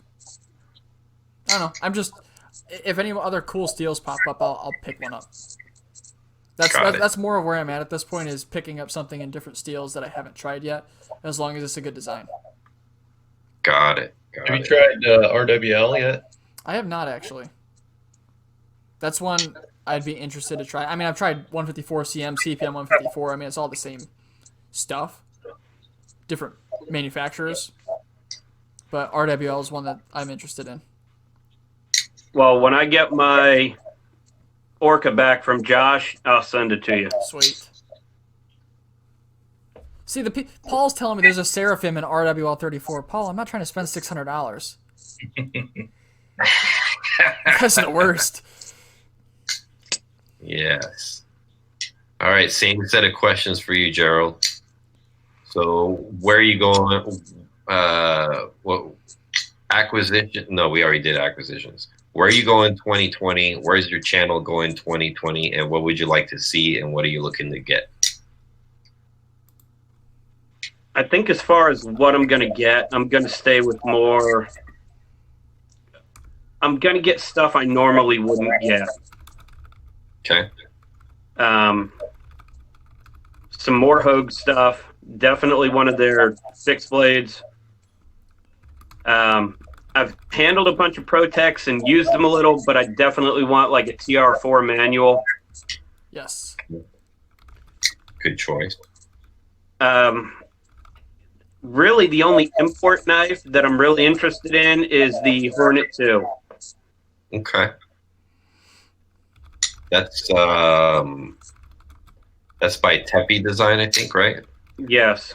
Yeah, I saw that knife. It's got really cool milling on the handle too. And obviously I'm going to keep testing, but I am going to, because I'm putting in an upcoming video, I'm not going to put it out right now, but I'm definitely expanding what I'm going to be testing. Okay. And I think I'm going to do some more videos that aren't just testing. Like some tabletop stuff? I don't know so much that, but like, I never expected the S110V thing to be as popular as it is. Yeah. You know, I mean, a couple of those videos still get views continuously, and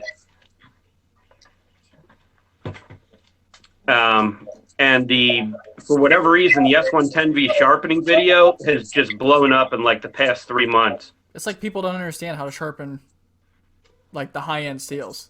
Like it's any different than I don't know. 1095. It's really easy. You just send it to the guy. It's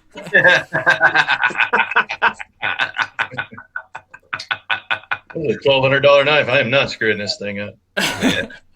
Yeah, I mean, now, as far as other things, kind of like Nick said, there isn't a whole lot that I actually want to get. So I think I'm going to take some of what I have, and since I've been regrinding my own stuff a lot during the year, I'm going to go ahead and cut my own blanks out, send them to Peters for heat treat, grind them myself, and reblade some of what I already have. Oh, cool, dude. That's super cool. If you're going to do that, I'm going to send you a, oh shoot, what's it called? The CRKT, the big one. I got 4 of them behind me. The M21. Nope, the Icoma.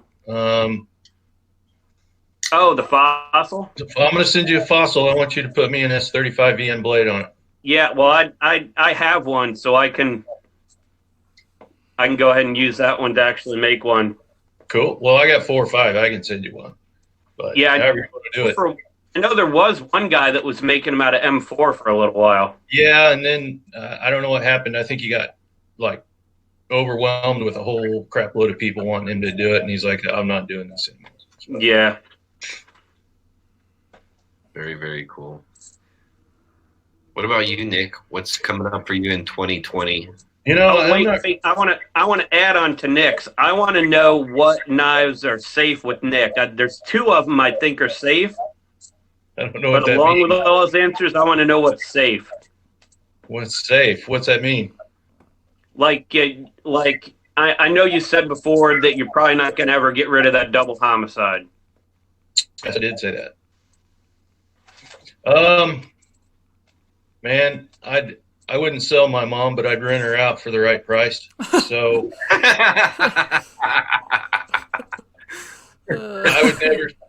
I would never say never. You know, I've got this Old Dominion Knife Works. There was 2 of these made by him, and the Chupacabra XL. That thing sounds this- nasty. This thing has a compound grind on it, which he never does. And he made 2, and he kept 1, and I've got the other one. And I love this thing because I can beat it, and it's me. And people tried to buy it, and I put a price on it, and no one's met it yet. But you know, it's about the money. If someone wants to step up, you know, you can't take something that I really like and still get a deal. So, nothing's safe, man. Nothing. Casey's awesome, man. I like Casey. Yeah, he is. He really is. As far as 2020 goes, man, I have a lot of fun doing this, and I don't put too much. I'm just like, I like to just like cruise along like I'm hitchhiking, and I stop in these little towns and find cool little shit. And, you know, it's no real true direction, but from a bigger picture, I really want to get something from. Do you guys know who Korth is? I do not. Mm-mm. You know who Icoma is? Yes. Yes. Okay, Icoma's the guy that made the Fossil. He designed the Fossil. And he's been around designing knives for a long time. Well, Korth is the guy that taught Icoma. Oh. So IKBS bearings are Icoma Korth bearing system. I really want a knife from one of those guys. And it's not even about, I mean, it is about the money because you can imagine. I saw one the other day and it was like $3,500. If I would have had $3,500 in my pocket, I'd be showing you guys that knife right now because, you know, for me, that's kind of like some of those old school guys that made really cool stuff. Yep. That's kind of like the ultimate goal for me now. Whether I get there or not is up to, you know, the gods and how much my wife finds out. So, as far as my channel goes, I'm not sure, man. I plowed through a lot of custom knives this year, and it's made me kind of a grumpy old picky bastard. I got a custom knife for a guy that's been making knives for 30 years, and I didn't want to review it because it wouldn't have been good, and I didn't want to slam the guy. So I just sent it back. And, you know, sometimes you find that stuff. So I don't know where my channel is going to go, but, you know, I just do it for fun. I just barely broke 200 people. So, you know, it's mostly for me. And the knives, you know, I got a lot of my influence from watching Skelton do his videos because it always seemed like the knives I'm looking for, you know, they're not out there. They're not production. And it seemed like he always had one. And so I was always going back to his videos, and that's part of the reason why I started doing them.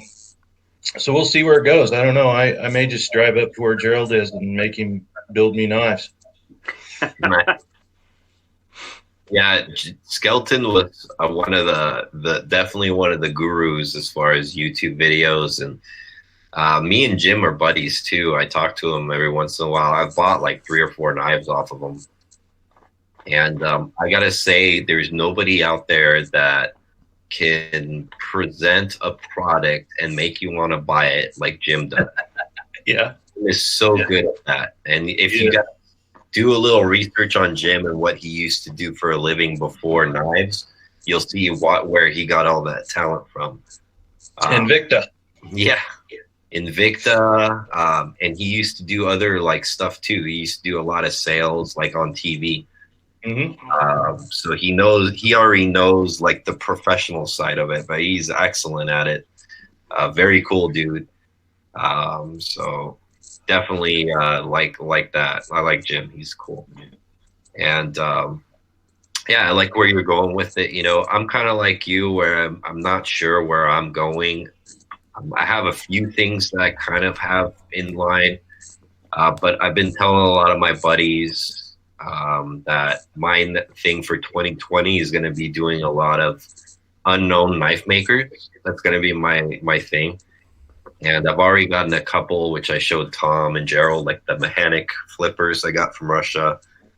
I got one that I'm getting from Ukraine by a gentleman that goes by Kalishnikov Knives.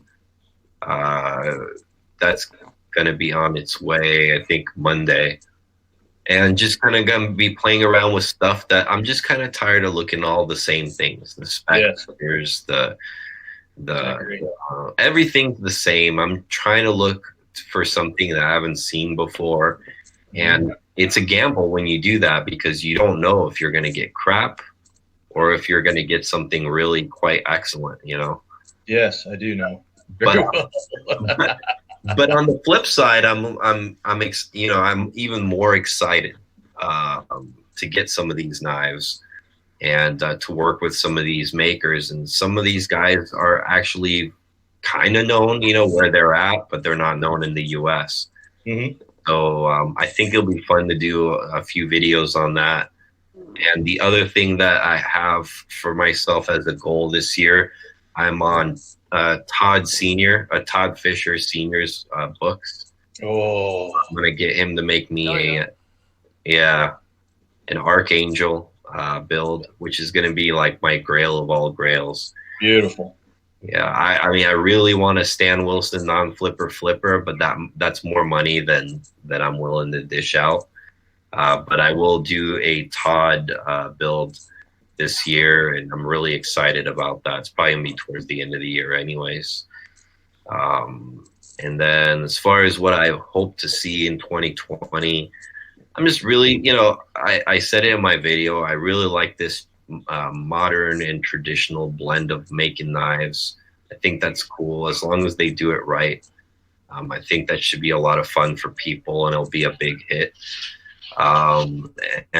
But in all honesty, I'm not going to be looking where the commercials are at. I'm just going to be going, doing a lot of cruising on Instagram and getting a lot more familiar with some of the less known knife makers, see what's out there, just kind of explore. That's going to be my thing.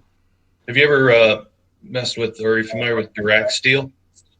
I have not heard of those guys. He's a Croatian maker. And he makes some really cool stuff if you're looking for those faraway guys. Yeah, definitely am. I know there's good stuff that comes out of Croatia too. I have a Damian Mini Saurus that I'm really, really fond of. And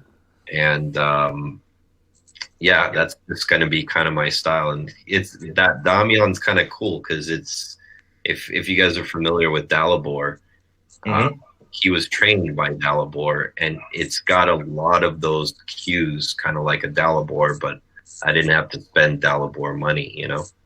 I think the Dirac guy was influenced by Dalibor over there too. He's in Croatia, right?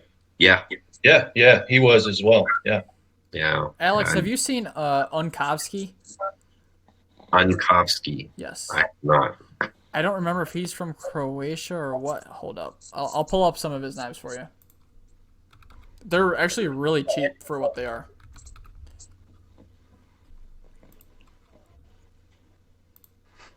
I got shown these from the Reddit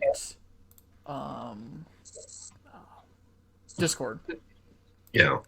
Let's see here.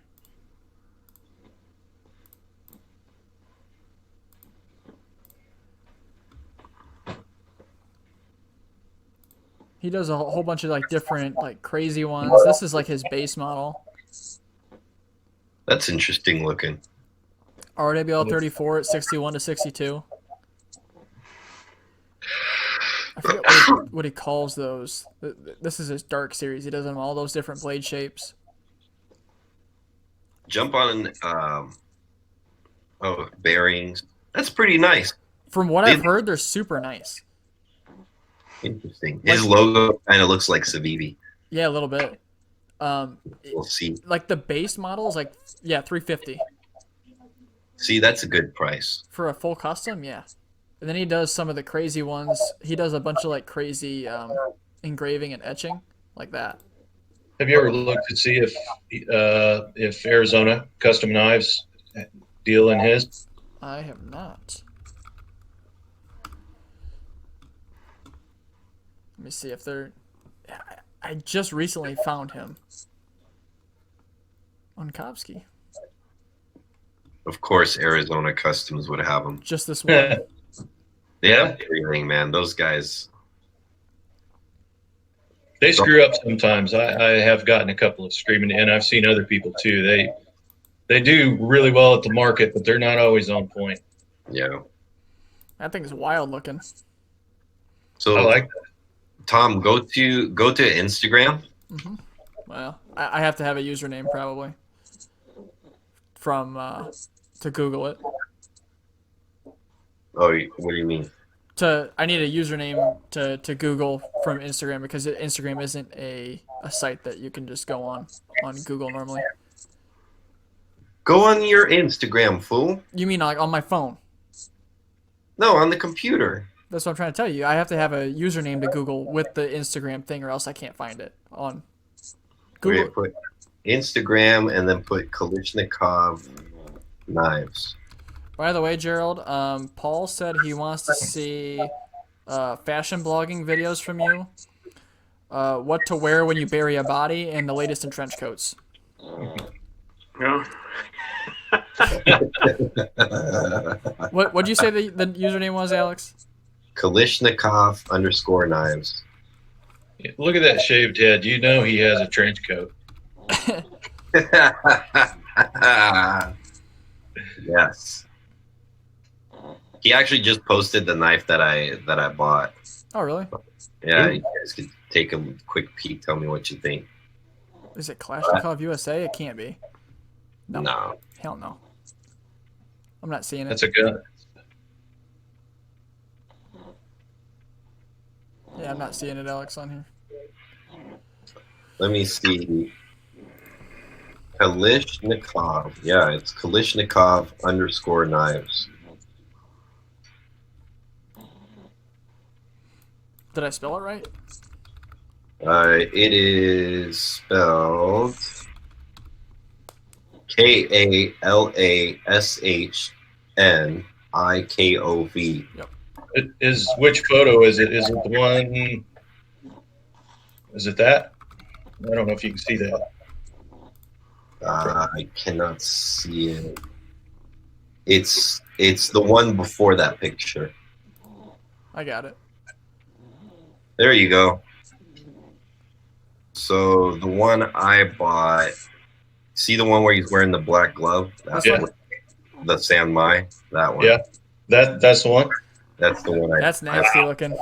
That's gorgeous, man. Yeah. So is that a thumb or is that a blade stop on the blade? It's a thumb stud. Okay, beautiful. Liner lock. It is 95 millimeters long. And it is CPM 10V as the main steel, and it's surrounded by N695. So it's an N695 CPM 10V San Mai. Beautiful. $550. Are you serious? I'm dead serious, Oh man. my god. Dude. Yeah. This is why I'm telling you guys I'm like playing with other avenues of makers, because there's a lot of good stuff out there. And if you guys look at his other knives, they're He plays with some pretty high end stuff. I'm following him, but I don't know. Got like some dragon skin Damascus knives and a couple other crazy things. So here's a question for you guys: do you get into, I mean, like full Damascus blades and dragon skin and the whole fully decked out clownfish looking fancy? Do those finishes do it for you guys? No. I like some of that stuff, but I only like it in the right mixture, like a little bit. Right. Like I can't do like that lava lamp, Damascus, like with, I mean, like full dress. It's very tough for me to like a knife that's got a full dress setup on it. Like Dr. Franke, a lot of his knives were insane. Just completely overdone with and overbuilt with materials. Mm-hmm. Some of them he pulled off really nice, and some of them they were just a little too much. Did that dude implode? What happened to him? So he has gone out of the knife game, Right. from once in a while. He's now just kind of messing with Spideys. He sold most of his collection. Mm-hmm. And he said he's just kind of concentrating on other stuff. So I don't know if he's kind of like got like some stuff going on in his life right now or whatnot, but he just kind of, I think like he got tired of because he had an influx of followers, but he also had an influx of people trying to contact him and bash him a lot. And I think he just got tired of like the whole thing. Yeah. But I know very little about that. But that's the conversation me and him had. One of my greatest fears, I don't know if greatest fears, but one of my concerns with this whole thing is if you actually achieve, you know, like if I actually get a fourth, where do you go from there? And do you just decide then that you've hit the pinnacle and you're done? Or, I mean, you know, I don't know if you go too high, too far, too fast, if you burn out. Well, I think that's kind of what happened with him, man. I mean, he went from production to crazy personalized, fully built customs, and he did it fast. Yeah, really fast. And you know, I remember like him talking on his podcast about his acquisitions at Blade. He went nuts the year before buying materials, met a bunch of people who recognized him and ordered a bunch of stuff. And when it got time to like go to Blade and pick up his builds, he had to sell a whole bunch of stuff because he had so much crazy stuff coming. So like, and then I think just over time he just kind of got burnt out and maybe got tired of spending all that crazy money. Because I mean, each knife he was getting, they were usually, I mean, I'm assuming like well over 1,500 to like $3,000, depending on what he got. And people talk about grails, and you know, everyone has their grails. I'm definitely, just for reasons that you just said, I'm definitely not in a hurry to get to them. Right. Because where do you go after that? You know. Right. Well, that's why I'm trying to make a lateral move, not move up, but move like to something different, you know, back and forth. Mm-hmm. And I think that keeps the interest and spark alive. I think once you start trying to climb that ladder all the way up to the top, it's just like you said, it's like, where do you go from there, you know? Nothing to grab a hold of once you get there. But, you know, like now it seems like he's finding enjoyment in his spider coves. And, you know, in the end, a knife is a knife. And I think a lot of times, like, we're enthusiasts. Like, we go above and beyond. But, you know, I remember the days where I found enjoyment in, like, a simple... I thought when I bought my Sabenza 21, like, holy shit, I overindulged big time, you know? And I'm sure some of us, especially the custom knife guys, will say, you know, start at some point, well, I'm not spending over 300. Well, I'm not spending over 500. well, I'm not spending over $1,000. Well, I'm not spending over, Mm-hmm. and it just keeps going up and up and up. And I think when I get that Todd Fisher, I think that's going to be as high as I want to go. I guess never say never, but I'm So pretty you're chasing that next high. yeah, but I'm pretty sure that for me, I'll be fine with that. Everybody wants a naughty, black snow. Oh, those are sick. Yeah, but they're like, if you can figure out how to get a hold of Nati to make you one, table on those are like 3,500 to $4,000. That's Mhm. table. Mm-hmm. And people flip them for 7 Gs. So I don't know. I think that's when when I have to stress so much about money, like to acquire one of those that much, unless I decide to sell like 20 knives to get one. Like, there's no way. I'll never do that. I just can't. If I have to stress over it, I just flat out won't do it. Right? I'm a very laid back guy. It's got to be easy or it's not going to happen. Because this is a hobby. It's supposed to be fun. You shouldn't be stressed in it. Yep. But people get obsessed, man. Oh yeah. All those people flicking those specters on, Instagram and Facebook, and you see those YouTube videos, people talking so highly, and then some people just get out of control and get obsessed. Very and true. That's what drives those prices up. So, but yeah, that's pretty much all I have for you guys today. Awesome. I like keeping them here around this 2-hour mark.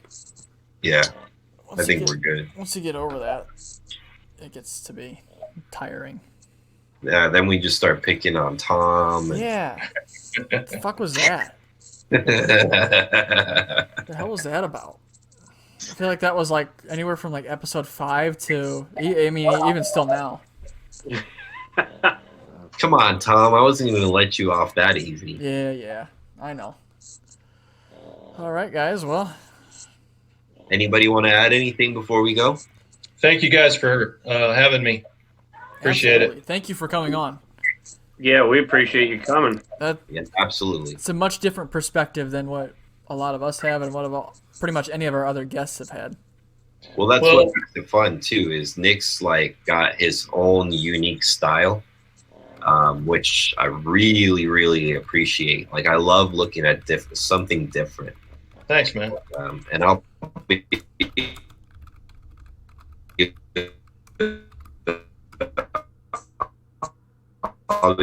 I'll be playing around on your channel. Likewise. Very cool.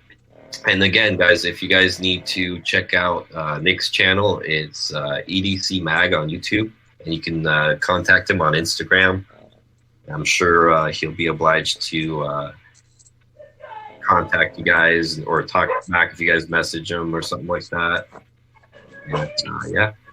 Absolutely. Awesome. Well, I think that's pretty much it then, guys.